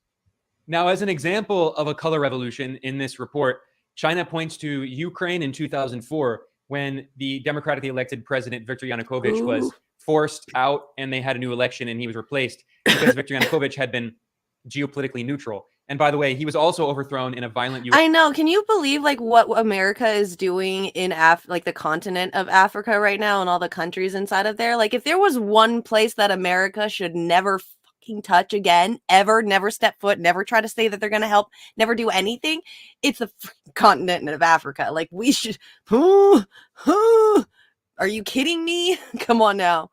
Oh, it makes me so mad when I see that stuff. U.S. backed coup in 2014, a decade later. So, I mean, the U.S. has done this repeatedly. Exactly. But, you know, people might say this is Chinese propaganda, right? That the U.S. overthrew Ukraine's government in 2004, not just 2014. But this was blatantly admitted by The Guardian, the major mainstream British newspaper. They published an article in 2004 just admitting the entire playbook for color revolutions, for U.S. regime change operations. It's called U.S. Campaign Behind the Turmoil in Kiev. And it spells everything out so clearly. Again, I'm reading from The Guardian. But while the gains of the so-called chestnut revolution, which is also known as the Orange Revolution, are Ukraine's, the campaign is an American creation, a sophisticated and brilliantly conceived exercise in Western branding and mass marketing that in 4 countries in 4 years has been used to try to salve supposedly rigged elections and topple unsavory regimes. So they're admitting that the U.S. is carrying out these regime change operations. It's an American creation. And here they spell out how it's done. Funded and organized by the U.S. government, deploying U.S. consultancies, pollsters, diplomats, 2 big American parties, and U.S. NGOs. The campaign was first used in Belgrade to beat Milosevic, that is in Serbia, to overthrow Milosevic. And then this is after the NATO wars that destroyed Yugoslavia. The U.S. Yep, these are coup d'états.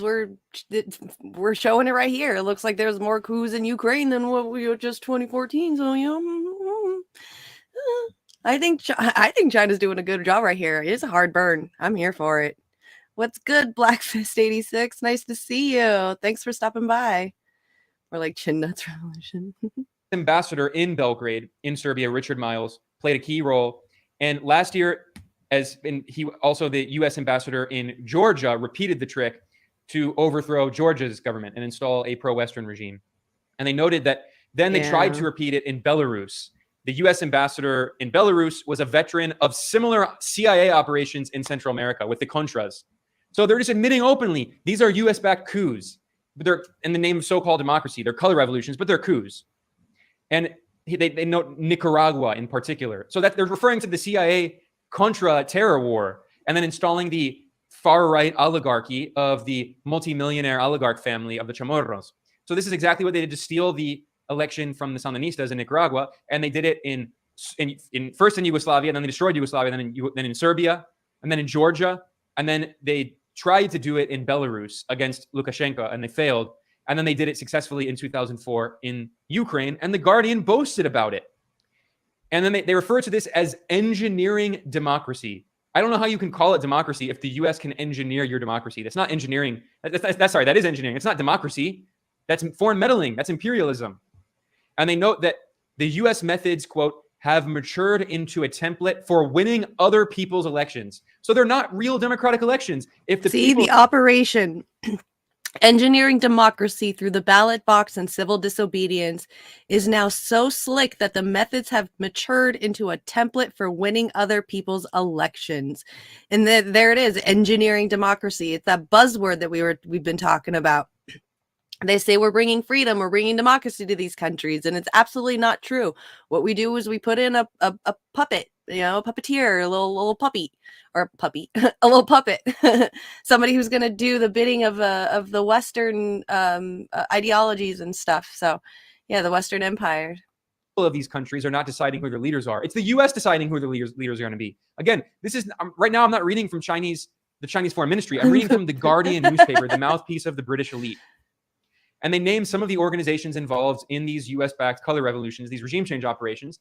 They name the Democratic Party's National Democratic Institute, the Republican Party's International Republican Institute, the U.S. State Department, and USAID are the main agencies in the so-called grassroots that's why they campaigns are war hawks. That's why they are so into the war and stuff, is because they don't have to go out and do anything. So, yeah, that's why. These color revolutions. Also, Freedom House, which is funded by the U.S. government, and they name billionaire George Soros and his Open Society foundations. You're not allowed to mention him, but he's a longtime CIA asset who has been involved in these color revolutions and regime change operations going back to the former Soviet Union when he was collaborating with U.S. intelligence in trying to overthrow all the former Soviet republics and the socialist governments in the Eastern Bloc in the Warsaw Pact. And The Guardian discloses that the U.S. government officially that is a good question. I don't 41 know. Whenever he wants to come on, he is more than welcome to. Absolutely. You hear that, Yona? You're being called. You're being summoned.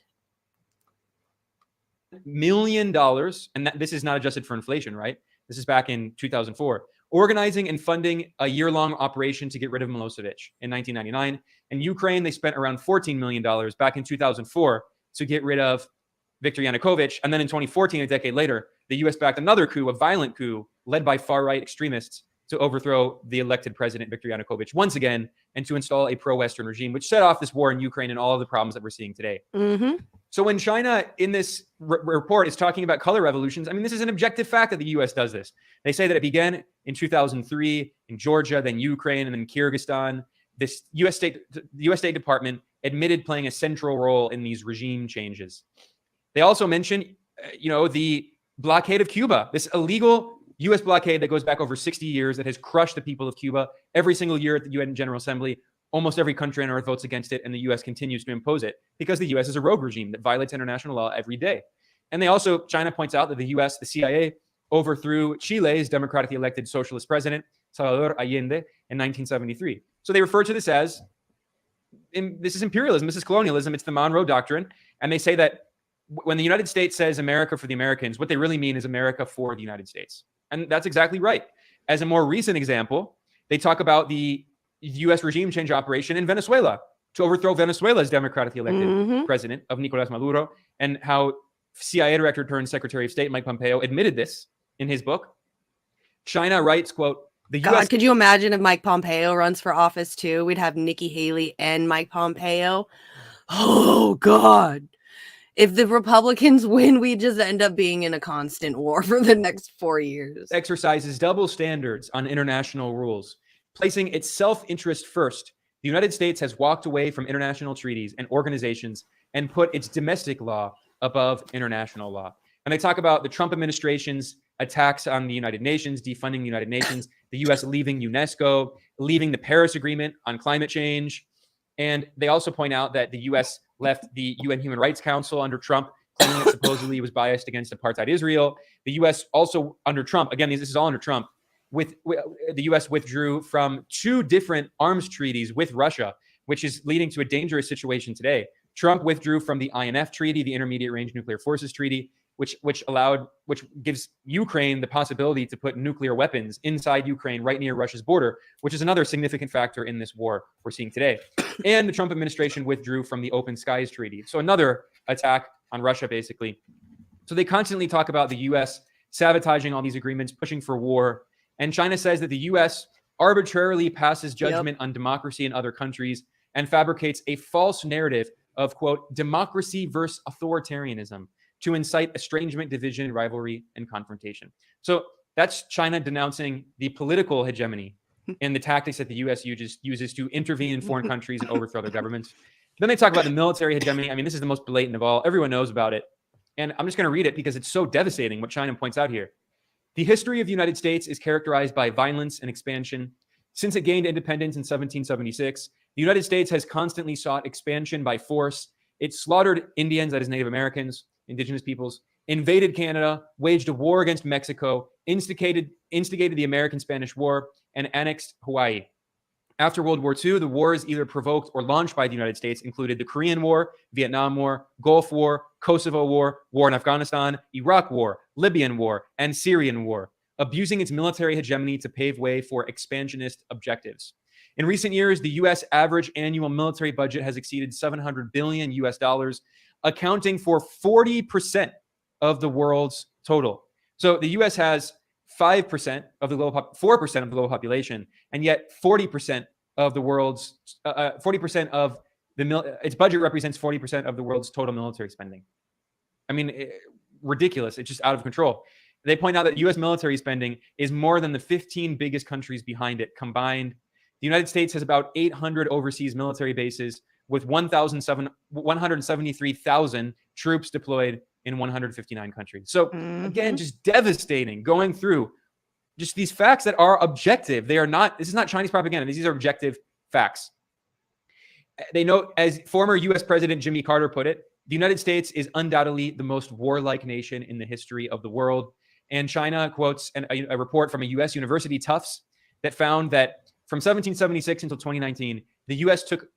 oversaw around 400 foreign military interventions in all regions of the world. And they point out that since 2001, the wars launched by the United States in the name of so-called fighting terrorism have killed at least 900,000 people. I'll come back to that in a second because that's a very conservative estimate. And they've also led to millions of injuries and displaced tens of millions of people, creating 37 million refugees. Now, the reality is that the U.S. has killed millions of people in the wars it launched since 9/11. And I mean, even if you go back to a report that was published in 2015 by the Nobel Prize-winning organization, International Physicians for the Prevention of Nuclear War. We fucking nuked Japan. I mean, come on now.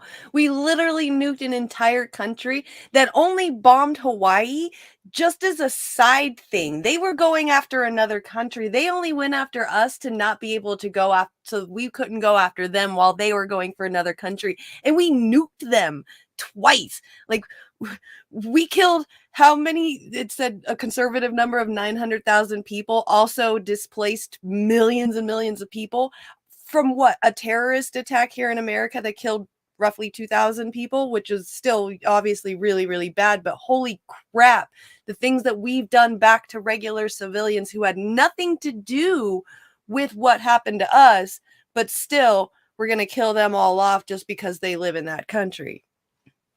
It's so brutal. Back in Twice in 2015, Japan. Yeah, exactly. And it found that in 12 years But we tell other war, countries that we don't want them to have any nukes and stuff, but we're the only country that's ever used it twice. That's it, like on other people. Like we're the only ones. So it really upsets me when we're like, we got to worry about how other countries are using their nukes when we're the bullies here. Jesus Christ. in Iraq and Afghanistan, the U.S. killed 1.2 million people. And that doesn't include the hundreds of thousands more killed since then. Again, this is from 2015, we're the good 8 guys, years ago. though.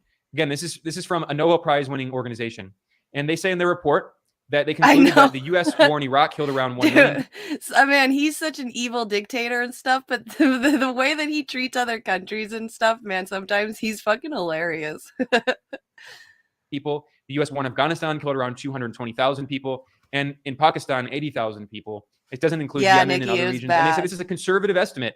The total number could be in excess of 2 million. And again, this is a report from 2015. It doesn't mention the many more deaths since then. So when China says that U.S. wars since 9/11 have killed 900,000 people, that's a conservative estimate. You can't just say it's Chinese propaganda. It's a conservative Thank estimate. you, Tim. And China writes that, quote, the United States does whatever it takes to rob and enslave the people of any country with underground resources. So very powerful. The U.S. empire robs and enslaves people to take their natural resources. China also condemns the war crimes committed by Washington in Korea, Vietnam, Iraq, Kosovo, that is former Yugoslavia, Afghanistan, and Iraq. The U.S. used massive quantities of chemical and biological weapons, as well as cluster bombs, fuel air bombs, graphite bombs, and depleted uranium bombs, causing enormous damage on civilian facilities, countless civilian casualties, and lasting environmental pollution. So, oof. Again, like I said, this is one of the most devastating critiques of U.S. imperialism I've ever seen written in one place. Now, in the next part, the Chinese Foreign Ministry discusses economic hegemony. And it talks about how after World War II, the U.S. created the international financial system built around the U.S. dollar through the Bretton Woods system, which also established the IMF and the World Bank.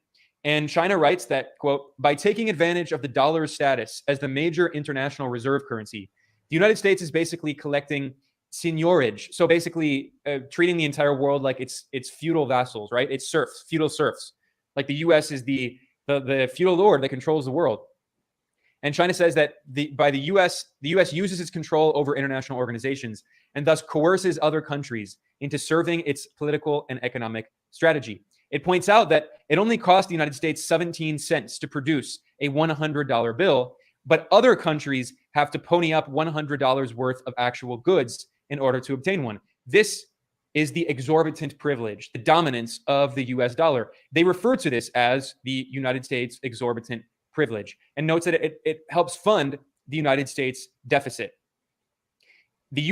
China notes that the U.S. used the worthless paper note to plunder the resources and factories of other nations. So again, this is the economics of imperialism. That's what China is describing here, the economics of imperialism. China says the hegemony of the US dollar is the main source of instability and uncertainty in the world economy. Beijing pointed out that when the US Central Bank, the Federal Reserve, raises interest rates, this hurts other countries, especially in the global south. Developing countries face high inflation, currency depreciation, and capital outflows. This is referred to as the Triffin paradox or the Triffin dilemma. Because the US dollar is the global reserve currency, when the US carries out domestic monetary policy, it affects the entire world, especially countries in the global south that need dollars to import fuel and food and technology. And Richard Nixon's Secretary of the Treasury, he said this very clearly that, quote, the dollar is our currency, but it is your problem. So China talks about how the US uses the dollar and its control over international financial organizations like the IMF and the World Bank to impose its imperialist will on the rest of the world. China writes, the United States willfully suppresses its opponents with economic coercion. And not only against adversaries like the former Soviet Union, but also against Japan. It points out that the US, the Plaza Accord, overvalued the Japanese yen, which did a heavy blow to the growth momentum of Japan, leading Japan to 3 lost decades. China also points out, quote, the US's economic and financial hegemony has become a geopolitical weapon. And it talks about the use of sanctions. U.S. sanctions against foreign entities increased by 933% from 2000 to 2021. The Trump administration alone imposed more than 3,900 sanctions, which is 3 sanctions per day. Now, note that they say the Trump administration alone has imposed. So this makes me think that the Chinese Foreign Ministry probably wrote this report back when Trump was still president, and then they updated it. Who knows? But they point out that the U.S. has imposed sanctions on nearly 40 countries, including Cuba, China, Russia, the DPRK, Iran, Venezuela, affecting nearly half of the world's populations. China writes, the United States... Because of the petrodollar and how much value that has.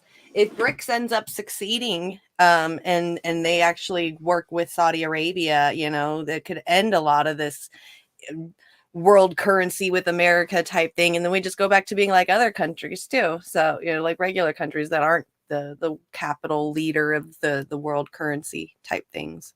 States of America has turned itself into I know, the United for States real, of Yona. sanctions. So again, very powerful condemnation.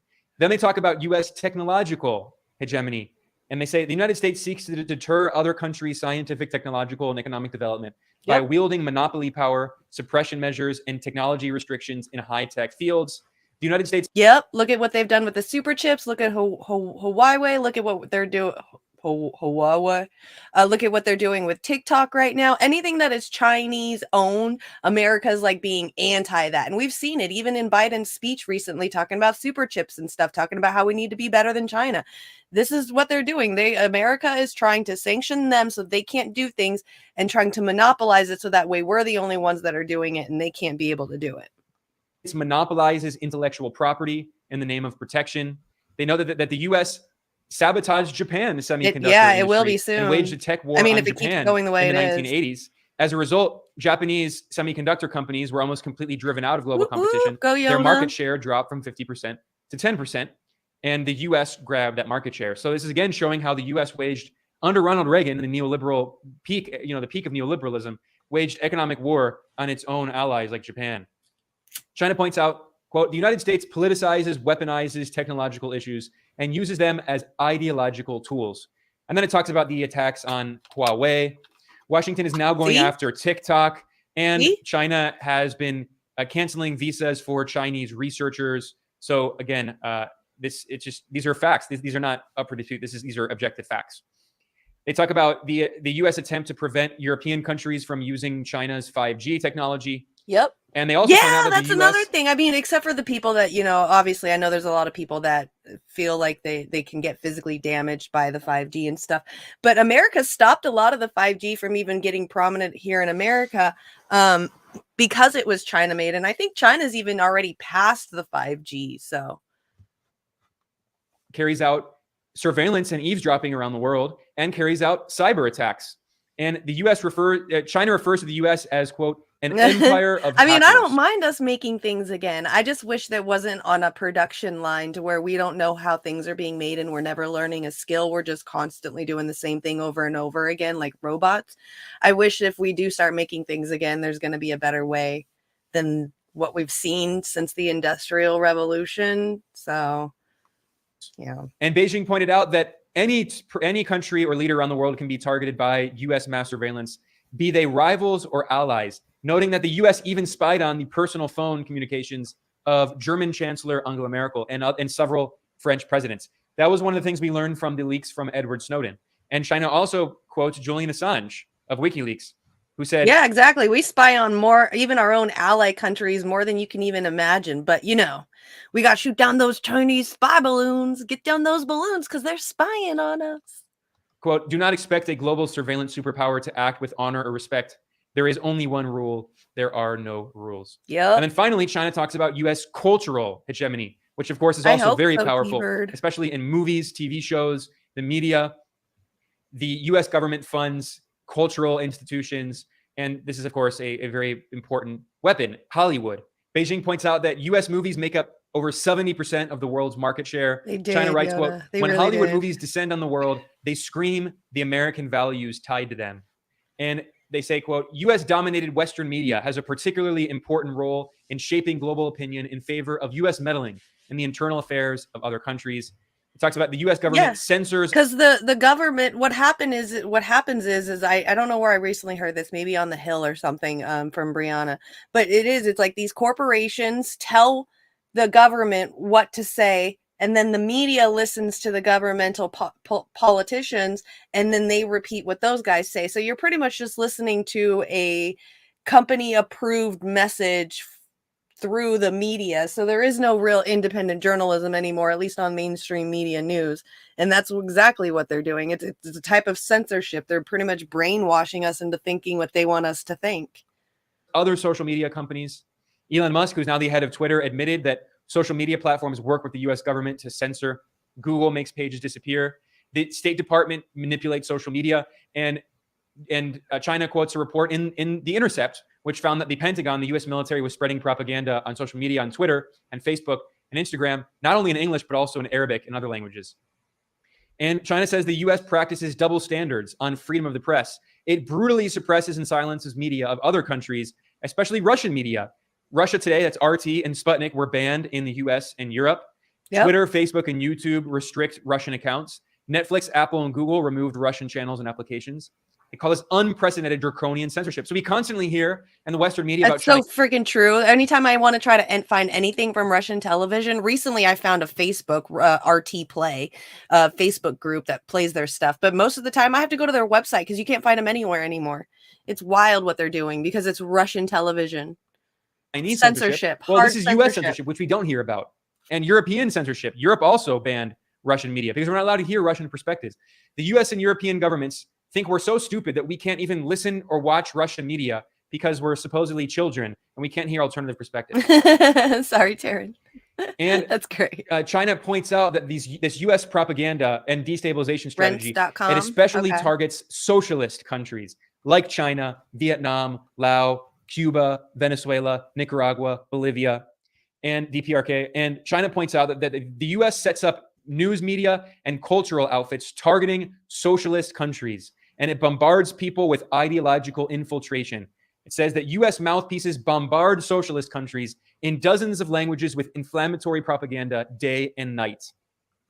China says the United States uses misinformation as a spear to attack other countries and has built an industrial chain. It does look shady. I'm afraid to click on anything on it. I just exactly what the U.S. accuses China and Russia of doing, but the U.S. is the master. The CIA created misinformation. It's been around for a long time, but the CIA they mastered misinformation and fake news as an art form, and the U.S. uses it to destabilize countries around the world. The U.S. created a fake Twitter in Cuba called Zunzuneo to spread propaganda and fake news to destabilize and try to overthrow the government. So China points out that, quote, the hegemonic, domineering, and bullying practices of using strength to intimidate the weak, taking from others by force and subterfuge, and playing zero-sum games are exerting grave harm. Yep. The United States has been overriding truth with its power and trampling justice to serve self-interest. These unilateral, egoistic, and regressive hegemonic practices have drawn growing intense criticism and opposition from the international community. Yep. And it concludes calling for because you continually bomb people and ruin their country over periods of different generations. You're gonna end up those kids that were babies that you're bombing their parents and stuff, or not sending aid or not helping or anything, just making it worse for them, are going to end up growing to hate you. And then their kids are going to hate you because you haven't still done anything different. So yeah, we're making generations of international communities absolutely despise us because of the actions that we're continuously doing without ever changing ourselves and looking at what we're doing wrong. We'll keep continuously looking at ourselves as the superhero. We're Captain America. They're all the bad guys. Or respect and multipolarity, true multilateralism. Countries need to respect each other. They need to be equal. China opposes all forms of hegemonism and power politics and rejects interference in other countries' internal affairs. I think I got the United States must conduct serious whenever this soul is done, searching. I'm going to end this. It must and critically after I show examine what it has Jonas done, let go of its arrogance and prejudice, and quit its hegemonic, you did just domineering, stream and exactly, bullying T-Bird. practices. Just So, go relax. that is a scathing critique of U.S. imperialism, published by the Ministry of Foreign Affairs of the People's Republic of China. Agreed, Brad. It was published on February 20th. It's called U.S. Hegemony and Its Perils. I'll link to it in the description below. How I just cool wanted to go is through that? that. That's insanely awesome. I'm so excited that came out. Really, really excited that came out. And I'm pretty sure nobody's going to talk about it. Nobody's going to bring it up on the mainstream news. They're just going to say that they just said something really evil about us. And then that's it. All right, Yona, you sent me a few of them. I want to do the Norfolk Southern. Is this all copyright free? Are we good on this stuff? Because I will start showing one. Oh, geez. All right. Hold on, let me bring this up. Do the Norfolk Southern one first. You should change your stream to politics section. Right now it's in talk shows and podcasts. Oh, yeah, I'll do that while this plays. Thank you.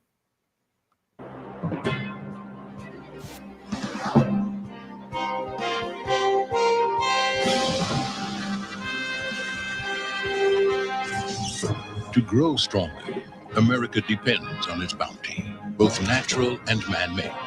Finding new ways to get these goods to market more efficiently and reliably is the noble pursuit of Norfolk Southern, the thoroughbred of transportation.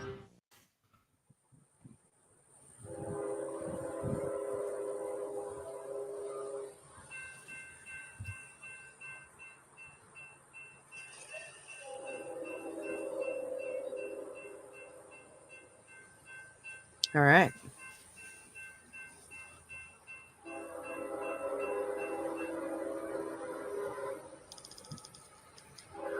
There was a couple of Russian flags at the rally. It was cool. I was glad it was included too.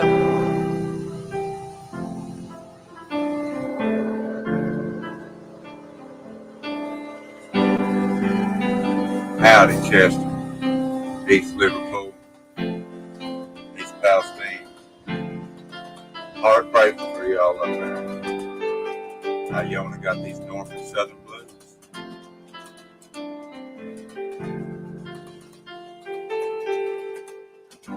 Noble pursuit. Fishing, logistication. 1868 air brakes. Ooh, on fire. Coast, lapidation. Strikes are illegal, so it's time off. Precision schedule profit, no loss. Black Horse David, thoroughbred of transportation. Mouths with 50, feet with no shoes.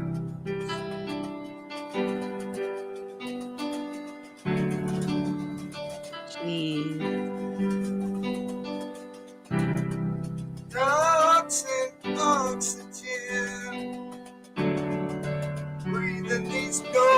Southern blues.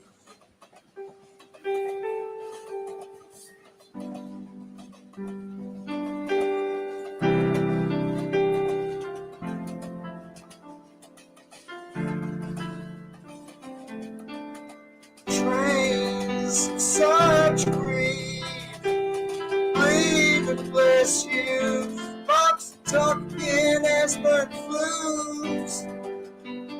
Harmonize the sacrifice and sing those Norfolk Southern blues.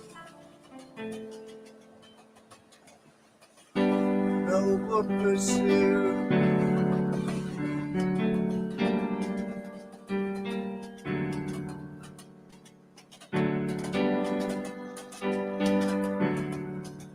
Hands confused, feet with no shoes.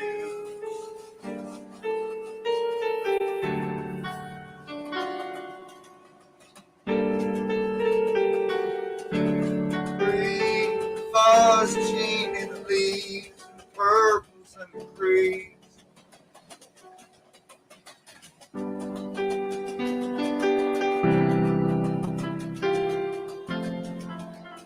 Yeah, thank you, Patriot. I will definitely read this. No Damn, problem this is if you detailed. have questions, form a line. The water's fine. The more you Just know. ask That's right. Governor DeWine. EPA will be here anytime.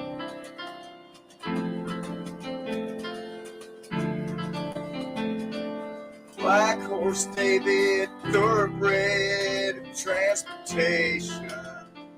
Got me singing Norfolk Southern blues.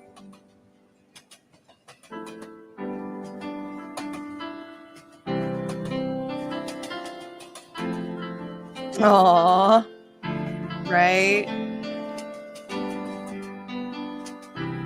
That's right. Music is my soul.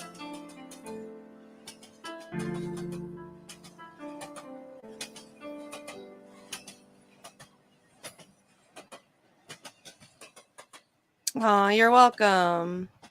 Thank you, Yona. You guys go give him a follow over on Rumble. Let's see. Here's his thing, Peasants Podcast, Hi Yona with the lower cast. He puts things up a lot. A lot of it's music. A lot of it is music. Some are like an hour and a half. Some are 2 hours long. Some are really short. He's got a lot of music. He's absolutely incredible. Indigenous, incredible music. Can pretty much make whatever you can think of. He's super, super, super talented. Go give him a follow over on Rumble. He is also here on YouTube under Yona. Right here, if you guys can see underneath, right there.